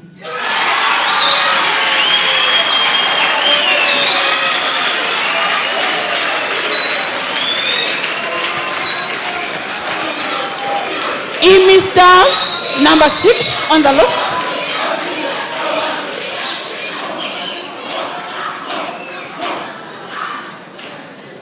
Stars, number 6 on the list. Yes. Stars, adjudicators are ready. Timekeepers are ready. My lovely audience is ready. Your time starts when the bell rings. Good afternoon, everyone. My name is Gungao Tititi. I come from Stars. I'll be doing a book review on Whispers from Skeleton, written by L.M. Qeba. This book is about a man called Mbangwa, who comes from a rural area called Eastern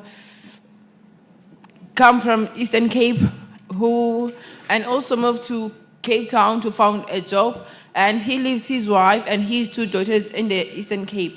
As he is working in the Cape Town, he works in a textile industry and becomes as a unionist member, and also as he engaged himself with a woman called Mlibo, who becomes his secret lover, including his wife. And this man deals with a lot of challenges as he has a rival, and also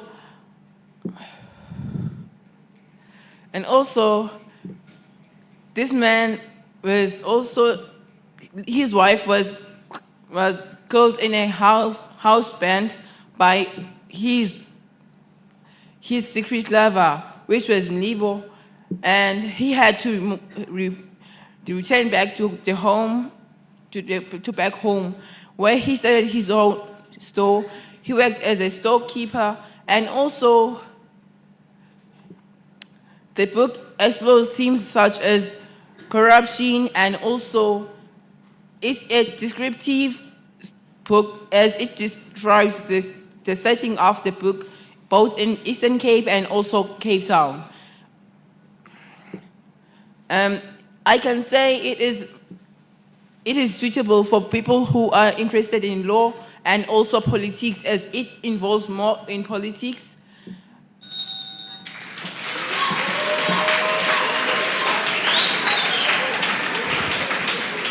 Buffaloes, number 31. 31. Buffaloes, number 31. Astanganga. Buffaloes, number 31. Adjudicators are almost there. Timekeepers are ready. No, audience is ready.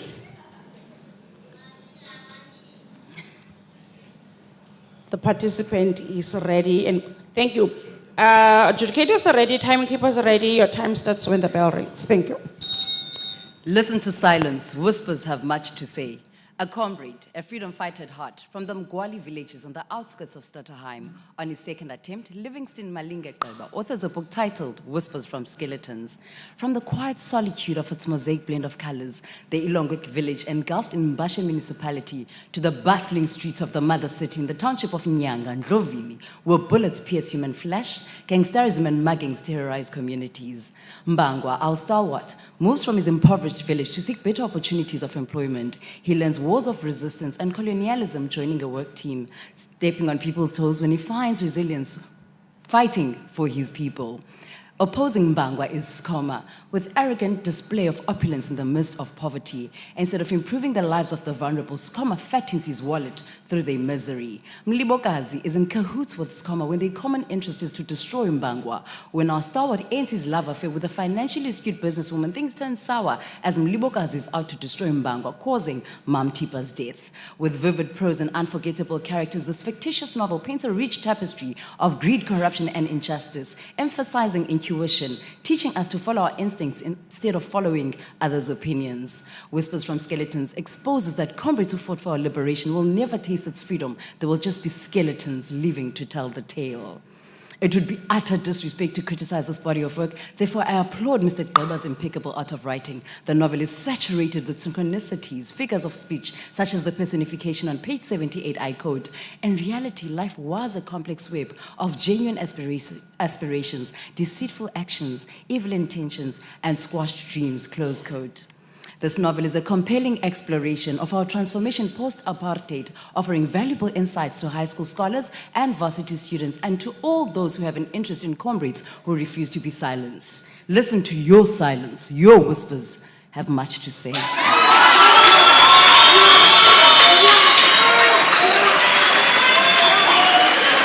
Young attackers. Young attackers.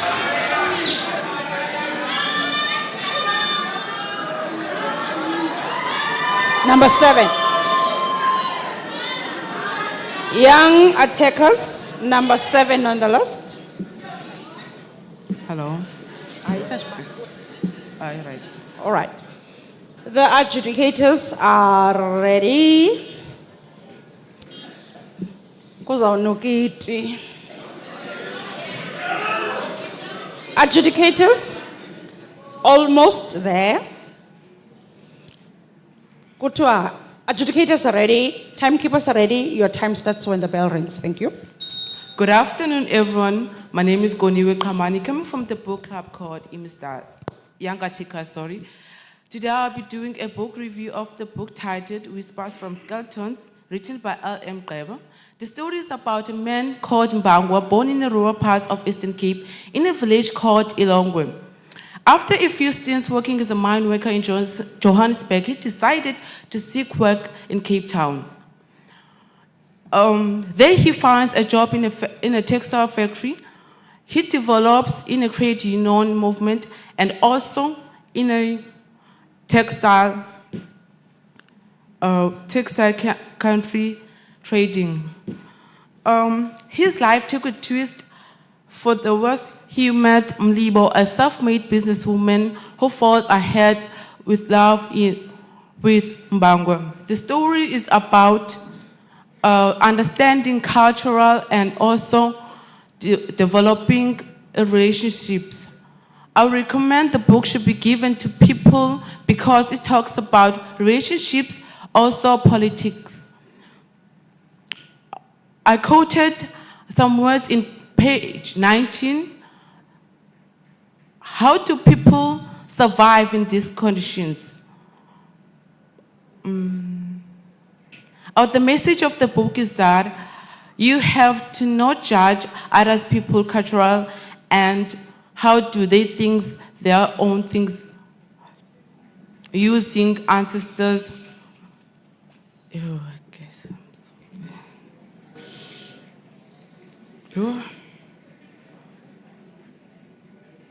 The characters of the book is Mbangwa, the protagonist of the novel, and Masebe, a cousin of Mbangwa, and also a hungry, a colored man.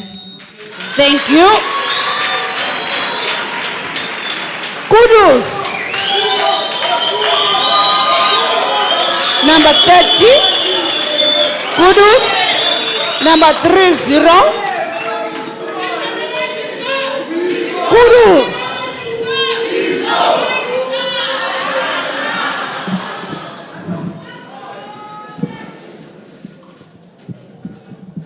Where shadows dance and darkness reigns. Livingston Malinga Qaba's novel Whispers from Skeletons unfolds like a haunting melody.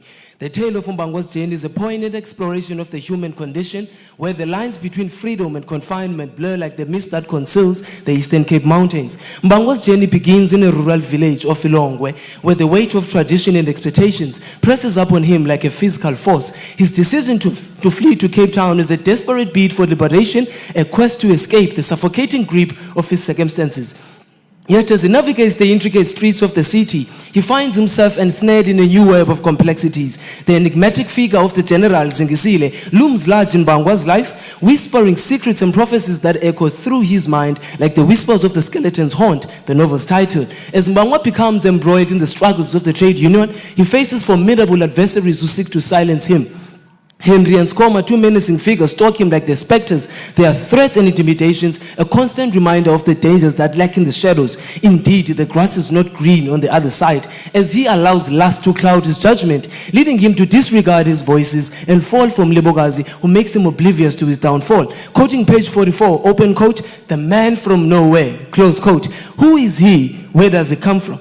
And what is it about him? 3 questions answered with a single noble act as Mbangwa resigns his post for the benefit of his society. We live in a world where people value currency more than human lives, where manipulation, spiritual psychosis and corruption are at the center of our daily lives. Such profound themes by the author.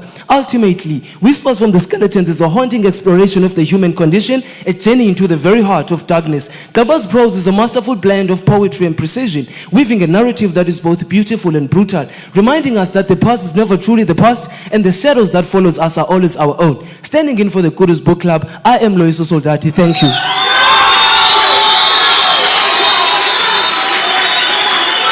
Let's squat. Let's squat.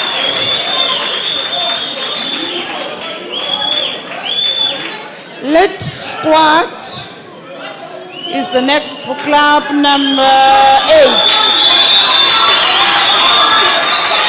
Let's squat, number 8.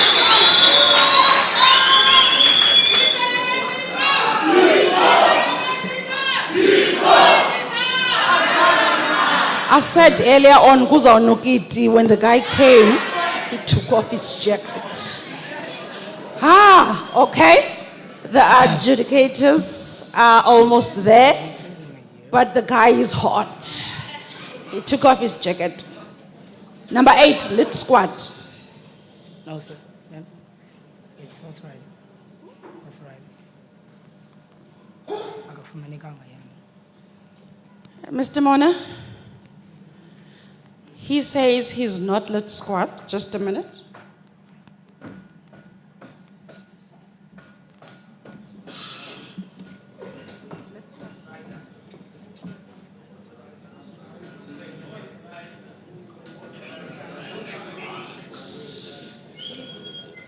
Okay. He is not, let's squat. He is horse riders, which is number 32 on the list.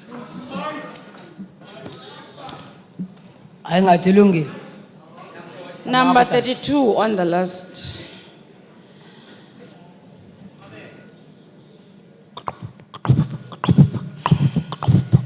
We are going to hear that. That's the horse rider. My adjudicators are not yet ready.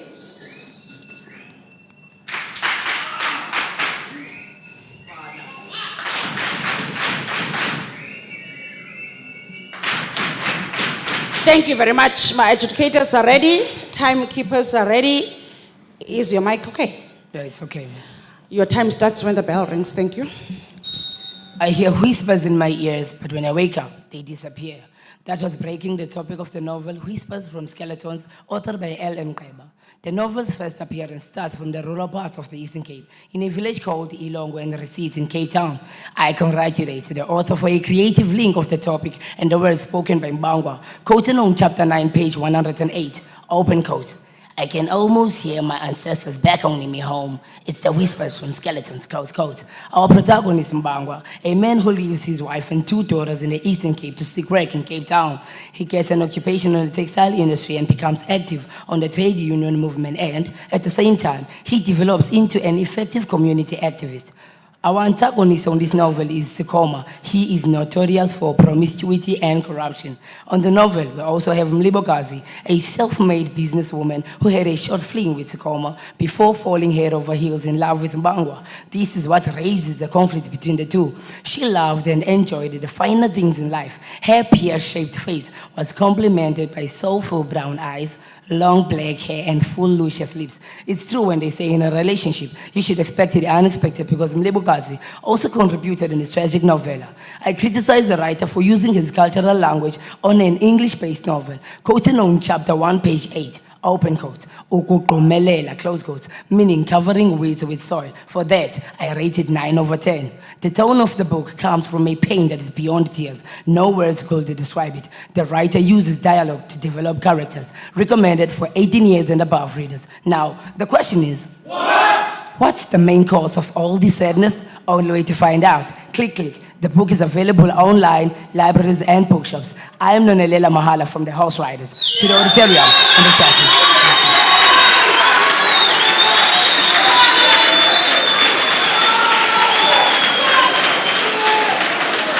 Matume or Mutume, it's number 1 on the list. Number 1 on the list.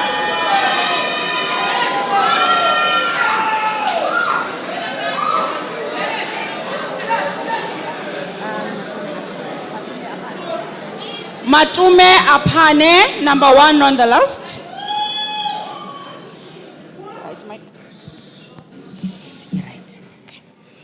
The adjudicators are almost there. The question is? Adjudicators? Now the adjudicators are asking, the question is? All right. I think they've got it. Adjudicators are ready. Timekeepers are ready. I'm waiting for my audience to be there. Your time starts when the bell rings. Greetings to you all. My name is Mangaliso Maka from Apotla Public Library and Matume Apanas Book Club.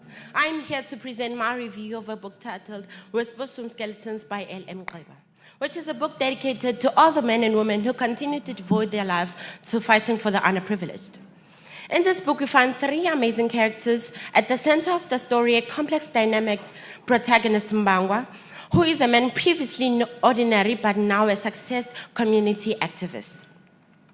We find a supporting character, the antagonist, Sekoma, who is a man notorious for corruption and promiscuity, who adds a sense of rivalry in the story. And finally, another supporting character, Mlibokazi, who is a self-made businesswoman who has fallen in love with Mbangwa. The story begins when Mbangwa leaves his wife and kids in the Eastern Cape for Cape Town in order to seek employment.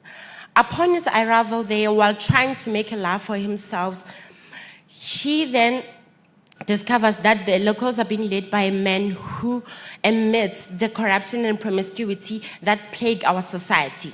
He then decides and becomes a community activist, an effective one at that. While enjoying the fruits of his success, he meets the captivating Mlibokazi, who after a short fling falls head over heels in love with him. But it is when he tries to leave her, for his wife and kids were coming to live with him in Cape Town, that his life takes a turn for the worst.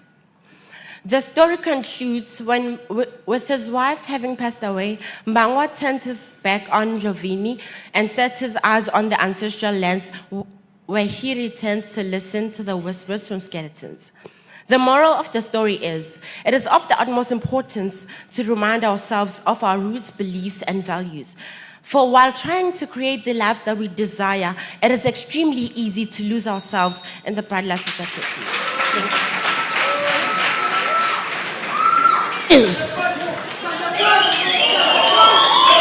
Ngunis number 34. Ngunis number 34.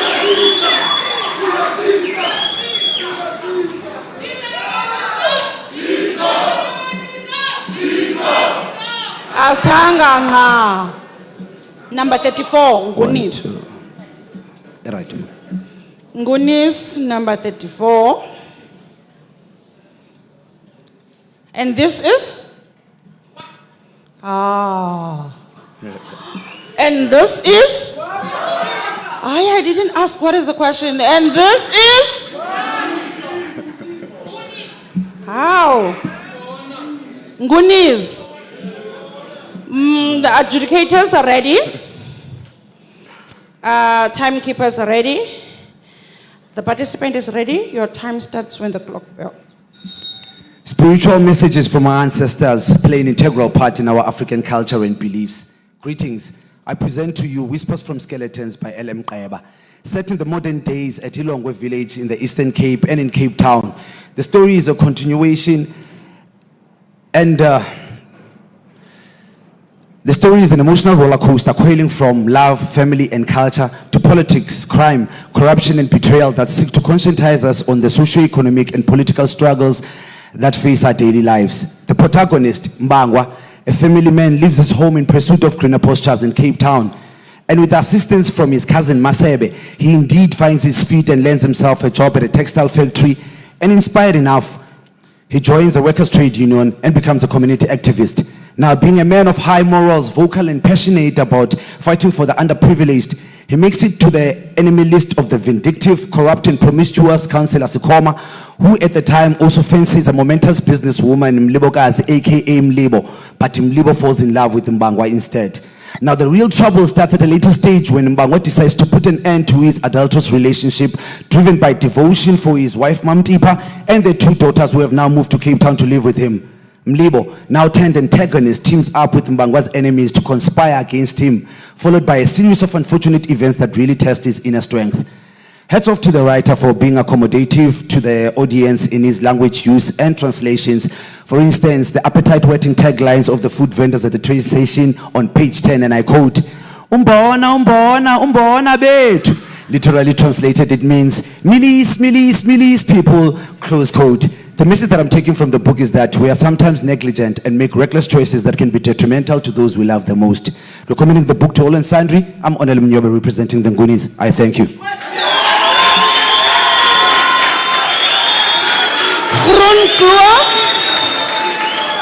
Groenkloof, number 2.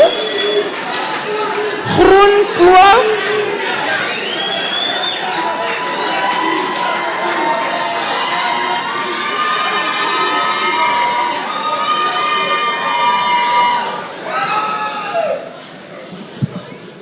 Right.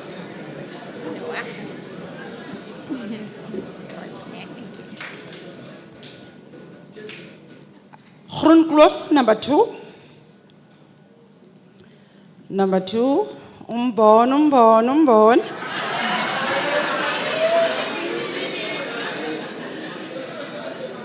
Kungekudala sizawuva inkqiyo. Adjudicators are ready. Timekeepers are ready. Audience is ready? Your time starts when the bell rings. Thank you. Good day, fellow adjudicators and participants. My name is Unarnene Vidimati from Groenkloof Book Club, and I will be reviewing the book Whispers from Skeletons by L.M. Qeba.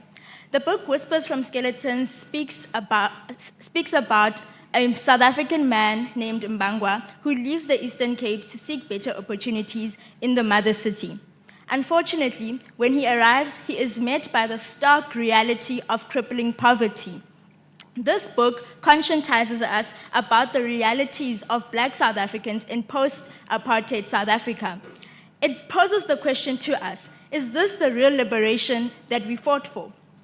This book shows us that there is a huge difference between a self-sufficient life in the rural areas and a life in the mother city.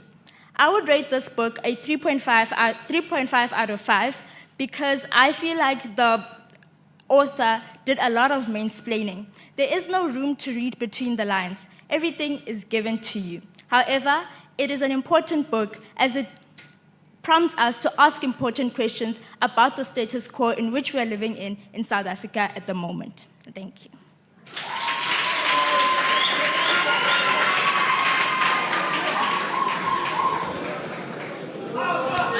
Elephants, number 33. Elephants, number 33.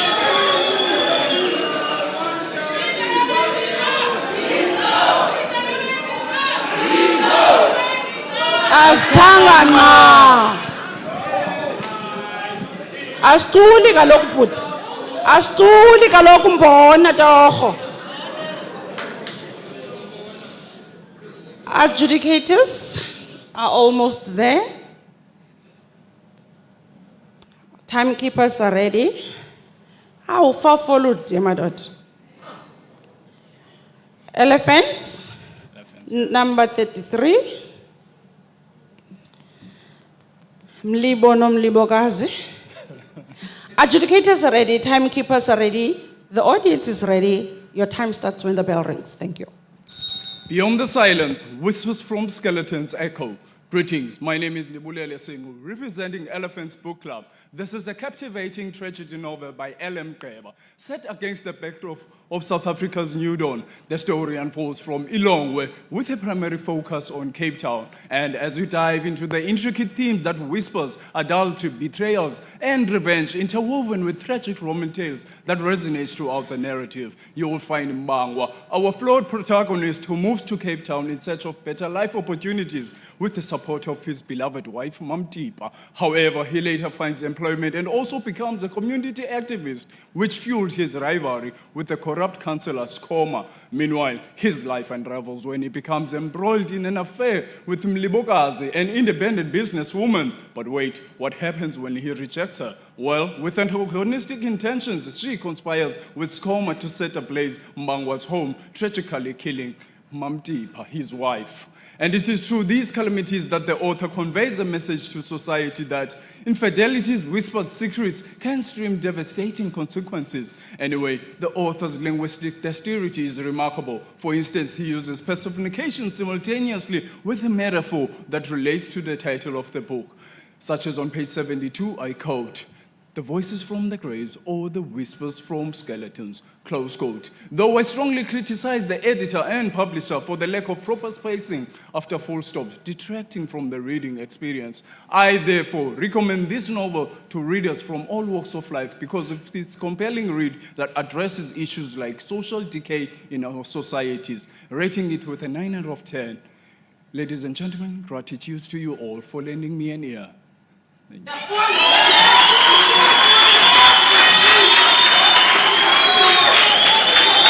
Western Cape Stormers.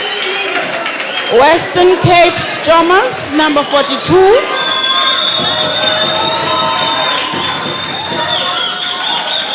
Western Cape Stormers, number 42.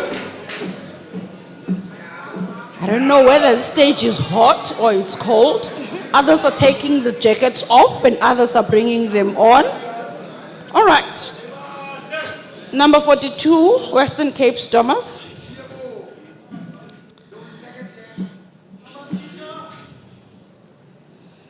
I'm just waiting for that movement. I'm very sure. Can you bring it down a little? Yeah. The adjudicators are ready, the timekeepers are ready. My audience is ready. Your time starts when the bell rings. Life is like a tiger. When you blink, it leaps upon you. Greetings to all. My name is Valentina Boyson and I represent the Western Cape Stormers. I'll be doing a review on a book titled Whispers from Skeletons by L.M. Kreba. Leaving Ilongwe, Eastern Cape, Mbangwa embarks on a life-changing journey. In Ndlovini, a township situated in Yanga, Cape Town, he soon realizes that the mother city is nothing as it seems, for the rate of crime and unemployment is high. In search of better work opportunities, Mbangwa gets a job in a textile factory and he's introduced to politics and the trade union movement by Henry, his mentor. He also became an effective community activist to help and stand up for the underprivileged. Breaking his promise of loyalty and commitment, Mbangwa ends up in an adulterous affair with Mlibokazi and scorned Sikoma at the same time. Ending the affair, he finds that a woman with a broken heart is more dangerous than a loaded gun. Lover, mentor, and rival plots against Mbangwa, and his wife, Mamtipa, died a tragic death in an orchestrated arson. Returning to Wilongwe to lay his wife to rest, Mbangwa is suspected of murdering Jolobe, the headman, another rival. In Whispers from Skeletons, the author takes us on an educational journey, teaching us that we shouldn't always expect the grass to be greener on the other side. The theme focuses on characters that have the tendency to be ignorant towards the beckoning of whispers, never managing to silence the whispers of their skeletons. The title corresponds perfectly with how L.M. Kreba created this vast and originated novel. English and isiXhosa is being displayed in a perfect fashion. For example, on page 76, open quote, "Is soldier itwengalali," close quote, meaning that a soldier never sleeps. For as a politician and a leader of a union, the protagonist couldn't dare to be tired or off guard. I recommend this book to whoever is into politics, and because I am a lover of reading and I enjoyed this book so much.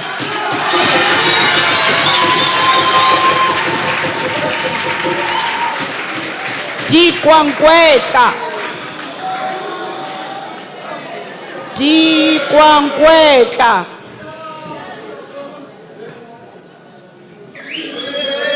Asituli, we are not singing. It's not on the list, sorry. Dikwangkwetla is not on the list. Yeah, you're right. Dikwangkwetla, it's not on the list. Die man is warm hier agter my. Adjudicators are ready, my timekeepers are ready, the participant has been ready. I'm just waiting for my audience to be ready. Dankie, your time starts when the bell rings. Each generation must discover its mission, fulfill it or destroy it. Revolutionary greetings. On behalf of the Gwangwetla Book Club, allow me to present to you Whispers from Skeletons by Livingstone Malinge Kreba. Through his emotional and ideologically stimulating narration, Kreba shares extraordinary life encounters of Mbangwa, the story of an acrobatic traditional dancer born in Ilongwe in the Eastern Cape, where people survive through subsistence farming. Due to unemployment in the province, a father and a husband to a woman whose voice has a way of piercing the heart, leaves to Cape Town for greener pastures. He finds employment in the textile industry. As a result of corruption and marginalization of workers in the post-democratic incumbency, he joins the cause of social activism. However, his solidarity with the oppressed is under threat, including losing his wife to a tragic death event, partly due to his infidelity with a heartless businesswoman, Mlibokazi. But ultimately, redemption comes knocking his door, as the heart never forgets what the eyes has seen.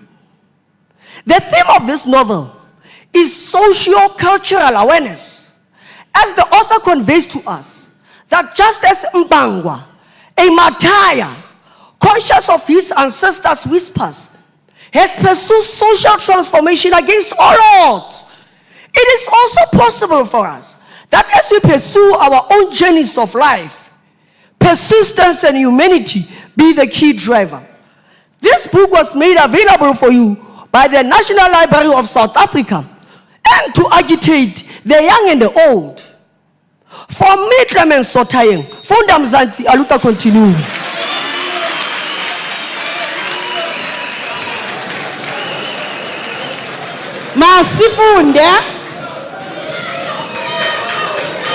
Masifunde.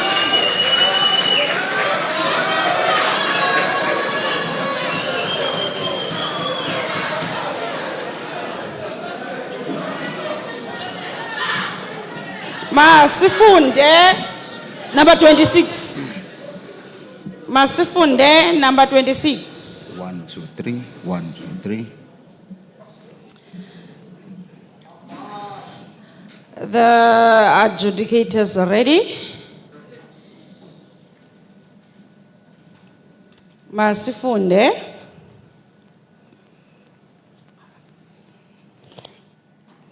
Adjudicators are almost there. Number 26 on the list. Adjudicators are ready. Timekeepers are ready. Ready. Your time starts when the bell rings. Thank you. I can almost hear my ancestors beckoning me home. This haunting line perfectly captures the essence of Whispers from Skeletons, a novel by L.M. Mqeba. Ladies and gentlemen, my humble greetings. The novel explores the journey of an ordinary man who gets married to his childhood sweetheart and embarks on a journey to Cape Town as he navigates through the challenges of unemployment. The setting takes place primarily at Ilongwe and moves to Indlovini, informal settlement around Cape Town during the early 2000s. The key characters are Mbangwa, the protagonist. His name holds significance as the name can be read as a struggle. Mamtipa, Mbangwa's melodious singing wife with 2 lovely daughters. However, she breaks down when she receives a catastrophic phone call from Mlibogazi. Mlibogazi, a beautiful, dazzling businesswoman, but yet jealous and a manipulative lover. And lastly, Masebe, Mbangwa's cousin, comfort, and confidant. The author did justice as the characters feel so real, and their actions advance the plot. The theme of the novel revolves around Mbangwa's love triangle, politics, and social injustices as the protagonist offers insight into the complexities of corruption. The conflict is fueled by the protagonist's adulterous relationship with Mlibogazi. The climax, however, takes an unexpected twist when the flames engulf the roof, which led to Mbangwa's wife's tragic death. The message is, our prime purpose in life is to help others. If you can't help them, at least don't hurt them. In the language usage, the author narrates the story and also make use of direct speech. I quote from page 91, open quote. "You won't believe who I saw today, Mawawa," close quote. The novel is suitable for 16 years and above, and I rate this novel 10 out of 10, mainly because it's a thought-provoking read. By yours truly, Masifunde Book Club. May God bless you. Thank you.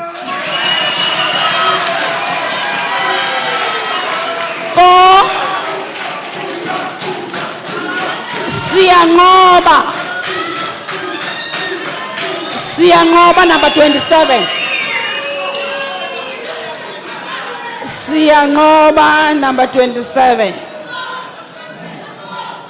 Wait, how about that? Hi, Mike, be right. 1, 2, 1, 2. All right.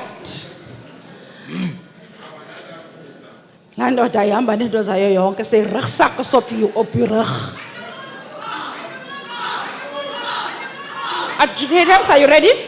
Thank you. Adjudicators are ready. Timekeepers are ready. The participant is ready. Can my audience please be ready? Just waiting for the audience to be ready.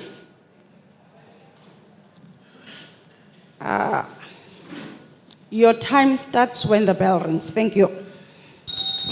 Warning, every bag in this train station carries a story and every traveler a destiny. Greetings, my name is Msisi Mkunu, your tour guide employed by Sangoba Book Club, and I'm here to take you on a journey through the replaced world of L.M. Epa's pioneering and iconic classic, Whispers from Skeletons. Welcome aboard. The novel is set in South Africa during post-apartheid era, specifically in a rural village of Ndibongwe, and the city of Cape Town serves as a backdrop for the story, highlighting the social and economical disparities of this time. Meet our protagonist, Mbangwa, a black spiritual young man from Eastern Cape in a village called Ilongwe, who embarks on a journey to Cape Town to search for a better job and escape poverty in his home. His character presents a lost and a double-minded person who struggles with his influence and insecurities as he finds a new love in Cape Town, Mlibokazi, which is not what he was searching for. No journey is complete without danger. Antagonist, an enemy to our hero and a very corrupted councillor who has a reputation of promiscuity, is Sikoma, who hates Mbangwa as he unfortunately got to have the beautiful Mlibokazi's downfall and tries everything to get him arrested, from drugs and into murder. Along the way, we also meet Mlibokazi,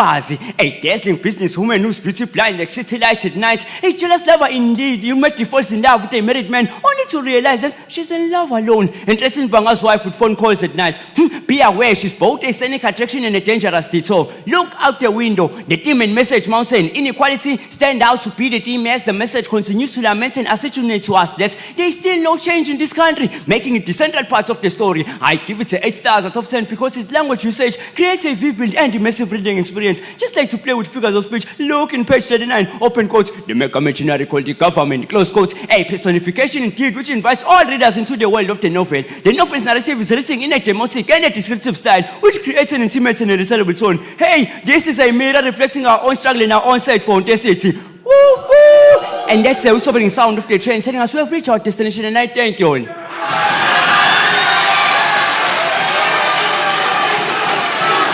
Thank you. Mpumelelo. 28. Mpumelelo number 28.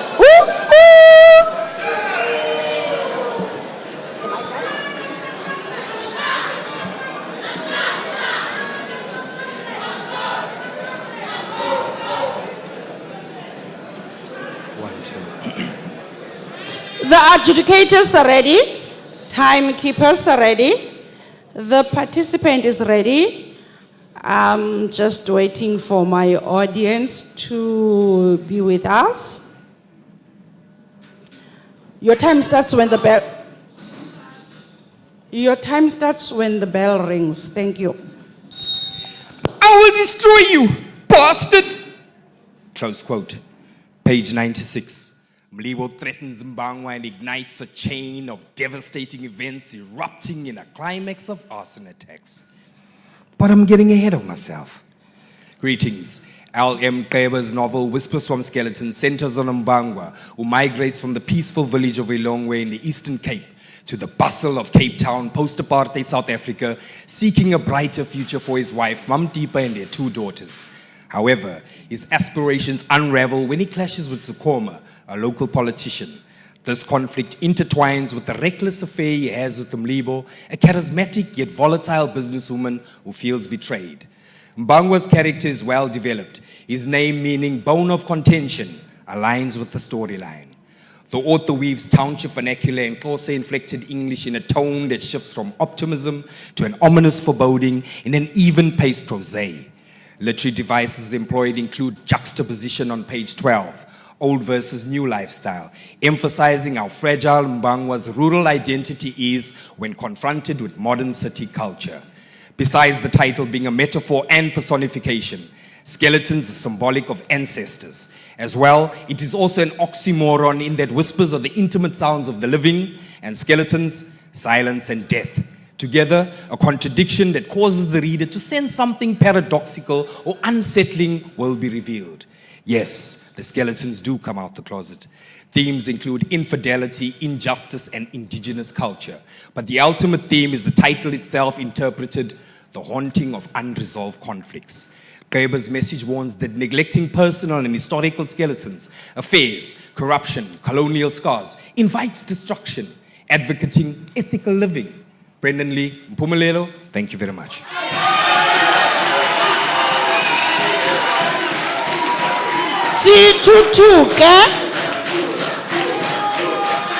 Asithuthuke, number 29.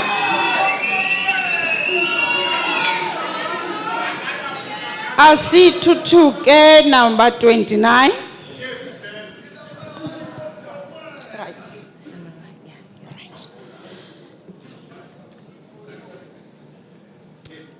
Adjudicators are almost there. Adjudicators are ready. Timekeepers are ready. Participant is ready. Just a minute for the audience to settle down.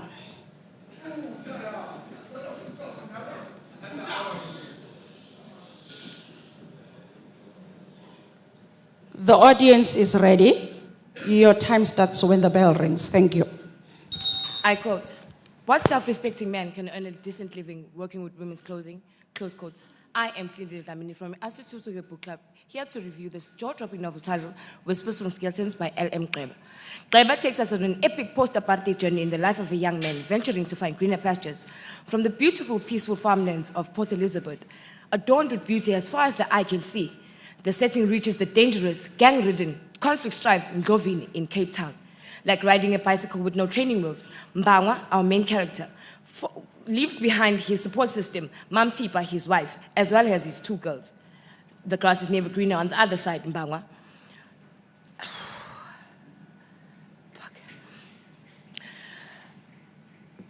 Through job hunting, factory working, and trade union leader, Mbangwa falls into the trap of lust and desire with Mlibogazi, a woman of success, great love, and a short fuse for rejection. Mbangwa and Mlibogazi's love affair yields happy moments about to be shattered by reality. As we reach the epitome of broken hearts fueled by anger, threats, and loss when the fire claims the life of Mam Tipa. Truly well-developed characters indeed, Greba. As we settle into the aromatic theme of love, struggle, death, jealousy, with a pinch of promiscuity and infidelity, the death of Jolobe on page 126 proves that you cannot have your bread buttered on both sides. The message is very simple. Never give up. Take Mbangwa into consideration. He never gave up on love, even after the death of his wife. Seems like Mam Tipa is reignited into Noloyiso. The writer's flow of English and a dab of Xhosa found on page 8, I quote, Ilima, meaning working parties, close quotes, creates a broader line to better understand the book. Greba's use of the descriptive noun beauty 3 times on page 7 emphasizes the rareness of the scenery, and the symbolism found on page 72, I quote, the R72 route is enough to take stress away, even for a person who has a date with the hangman.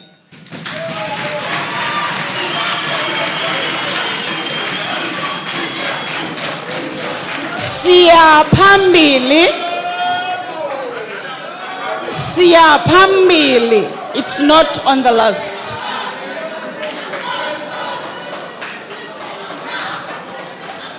Siya Pambili. You want the mic to be lifted? Yes, please.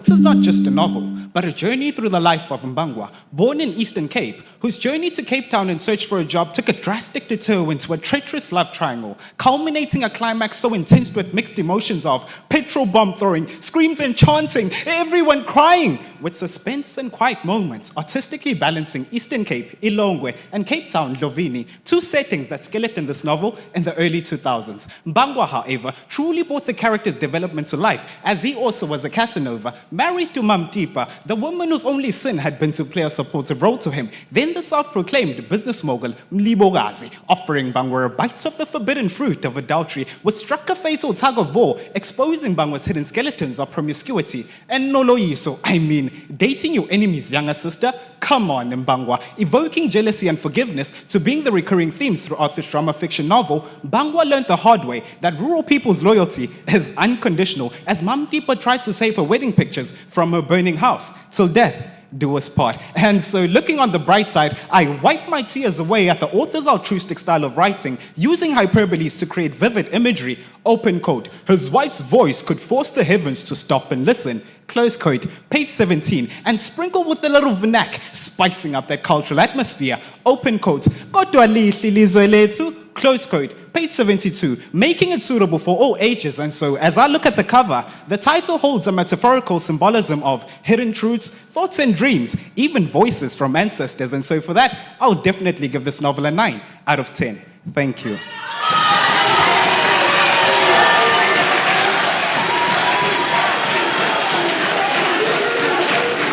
Dikakapa. Dikakapa.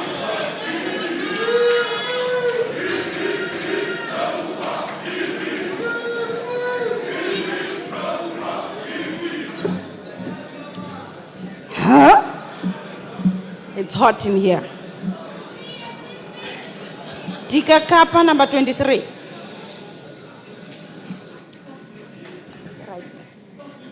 I think so, yes.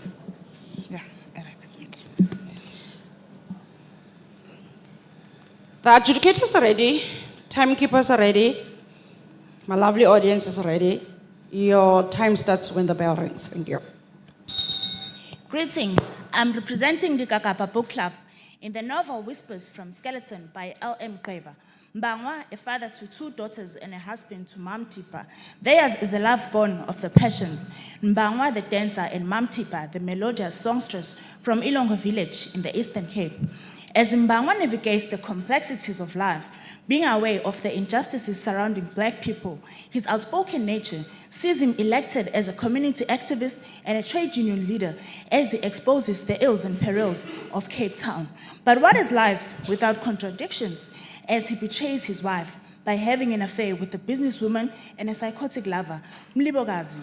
She forms a deadly alliance with Henry, his mentor, and Sikoma, the corrupt counselor, leaving Mam Tipa dead in the fire they set at their house.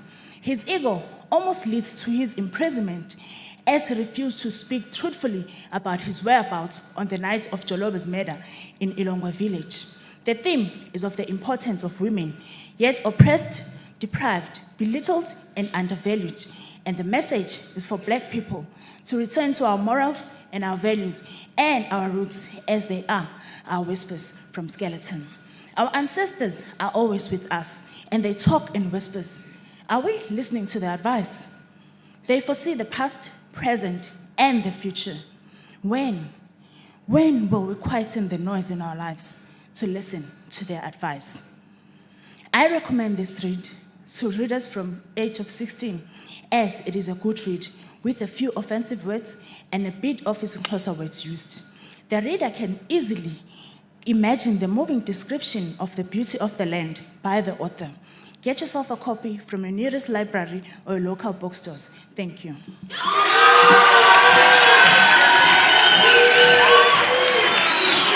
Rivoningo.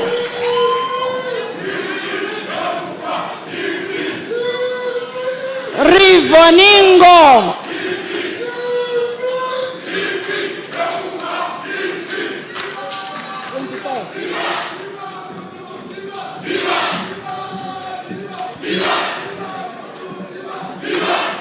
Right. No, can I put it up? Rivoningo number 24. Adjudicators are almost there. Adjudicators are ready. Timekeepers are ready. Our lovely audience is ready. Your time starts when the bell rings. Thank you. Greetings. I represent Rivoningo Book Club, an outstanding piece of art by L.M. Qeba. Whispers from Skeletons. The theme, even in despair, there's hope. When our protagonist was announced not guilty, I could visualize the value of having trusted and loyal friends. The lesson is, every dark cloud has a silver lining. Mbangwa, our protagonist from Ilongwe village, traveled to the city of Cape Town in search for a better life. City being the secondary plot, full of immoralities, little did he know what awaits him. A torpedo of cultural shock in a form of township life was about to smash his old lifestyle to smithereens. With a vicious girlfriend, Mlibogazi, in his life, who wants everything her own way, Jolobe and Sikome, the corrupt political opponents. I will rate the book 9 out of 10. Emotionally rich with a touch of biblical writing style.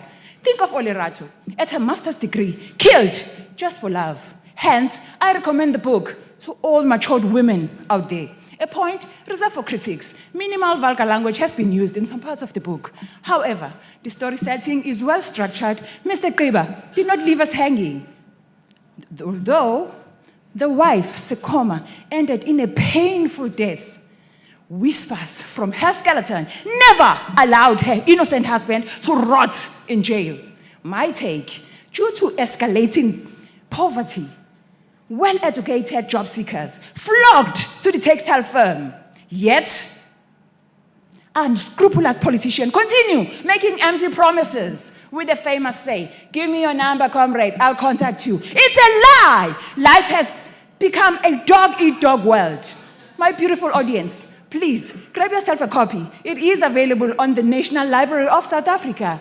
Remember, whispers from skeletons. I thank you.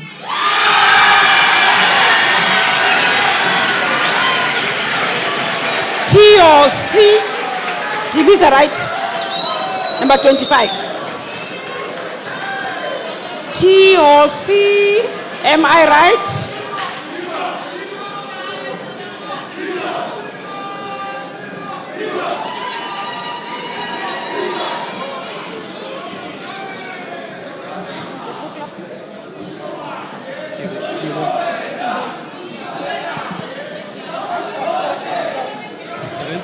Was correct.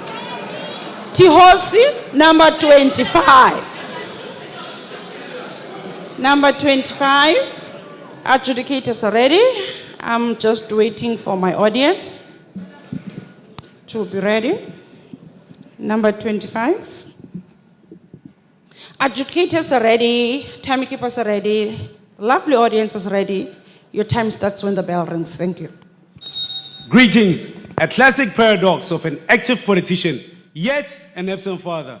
Whispers from Skeletons by L.M. Qeba.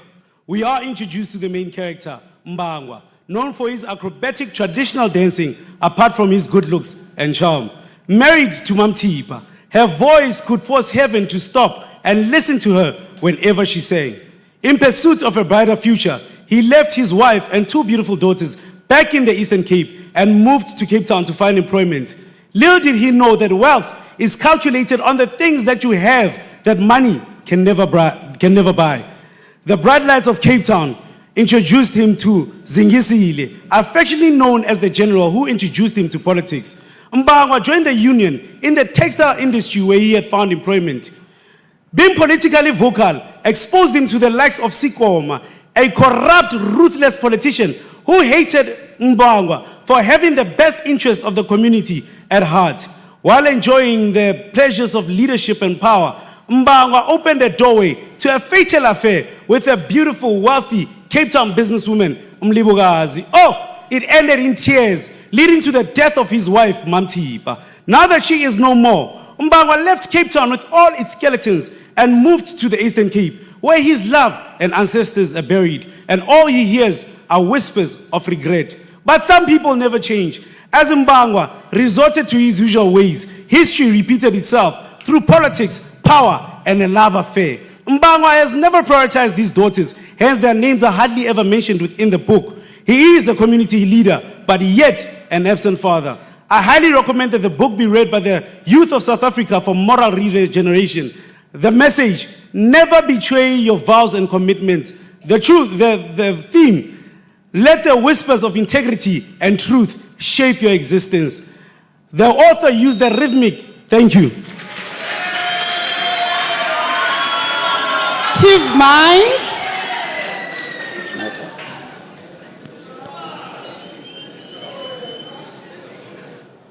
We had creative minds. I don't know what's going on with my list.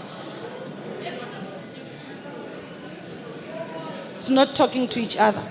My two lists are not talking to each other. So I asked them.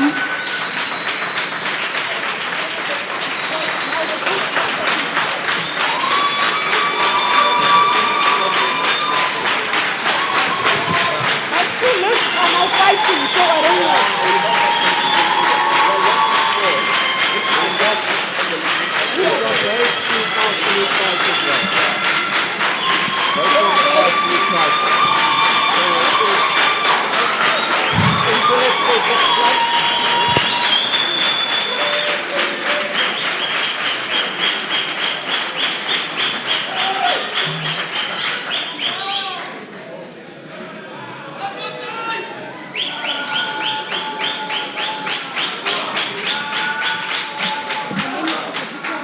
Inspiration. Yes. All right. The adjudicators are ready. Hi, Sham, my mic is off. The adjudicators are ready, timekeepers are ready. My audience is not yet ready. Audience is ready. Ndata, your time starts when you hear the bell rings. He who finds a wife finds favor from the Lord. But what about one who decides to be adulterous? I am Rimakundi Mudahu, a messenger of the Inspirational Book Club, here to do a review of this roller coaster of a novel, Whispers from Skeletons, penned by L.M. Gqeba. It starts in Ilongwe, where Mbangwa originates, then left to Cape Town to find greener pastures, first as a political activist, and also to fend for his children and wife back at home. Yes, things did get messy. Found a very elegant, beautiful lady, business-minded in Mlibogasi. Yes, she did want to own every single inch of his, but he tended to have other plans. And this is where the gist comes in. What happened was adultery gone. You'll finish. She promised to make his life a living hell. And boy, did she not. Conspired with Henry and a man from nowhere, Sikoma, his arch rival. It ended when an attempt to burn his house came to suffice. And unfortunately, the wife, trying to save the little wedding pictures that they took, she ended up leaving this world. Well, I would rate this book a 4 out of 5, reserving the other star simply because the book was overburdened by this over-explanatory technique in the first 5 chapters, I believe, that I kind of feel like, oh, Lord. Wait, she's coming. This was our last book club.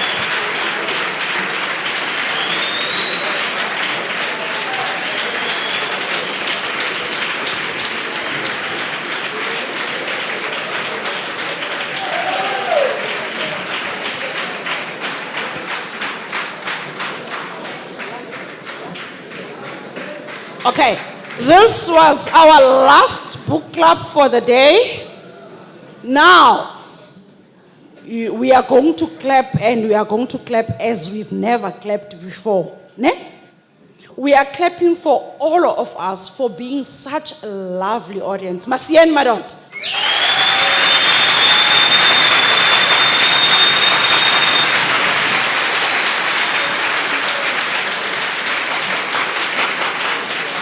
Thank you so much. I'm now going to give the ropes over. It has been borrowed to me. Now I must take it back to or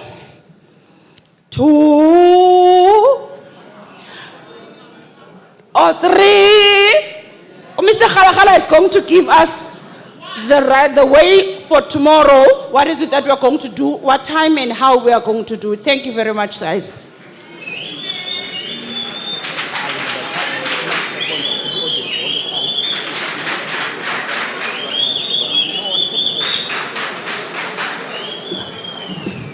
Good afternoon. Good afternoon, everyone. Can we all sit down that side?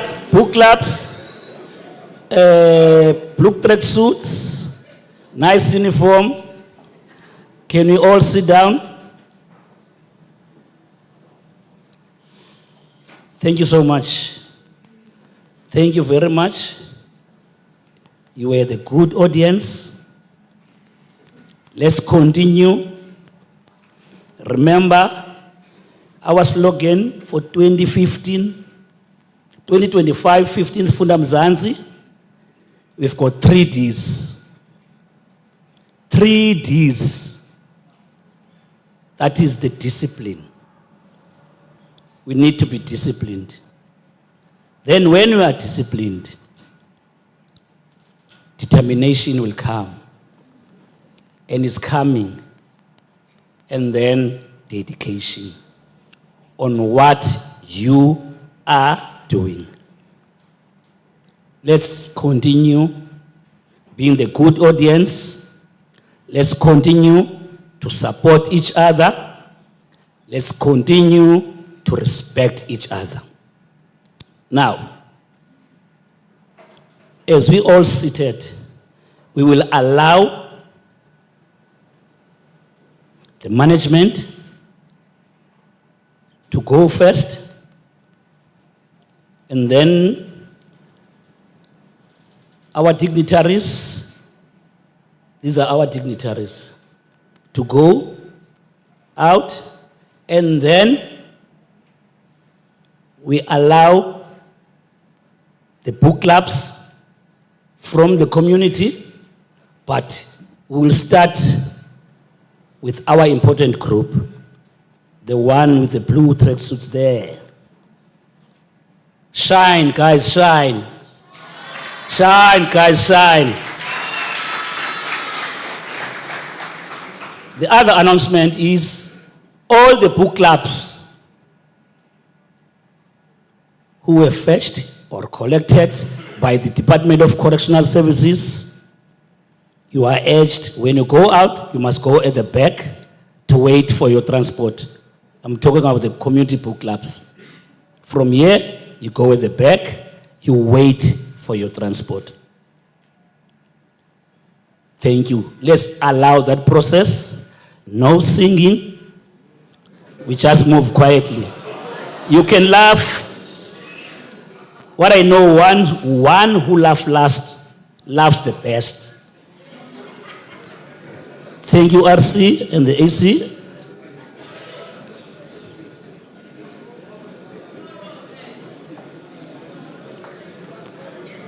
Book clubs, participants, while our dignitaries are going out, tomorrow, 8:30, we are starting. We are not arriving. Siyavakala bantu. 8:30, the program starts. 8:30, we are all seated and the program starts with our debate tomorrow morning. Are you still fine packing? Can I allow them to leave? Okay. Guys, you can leave.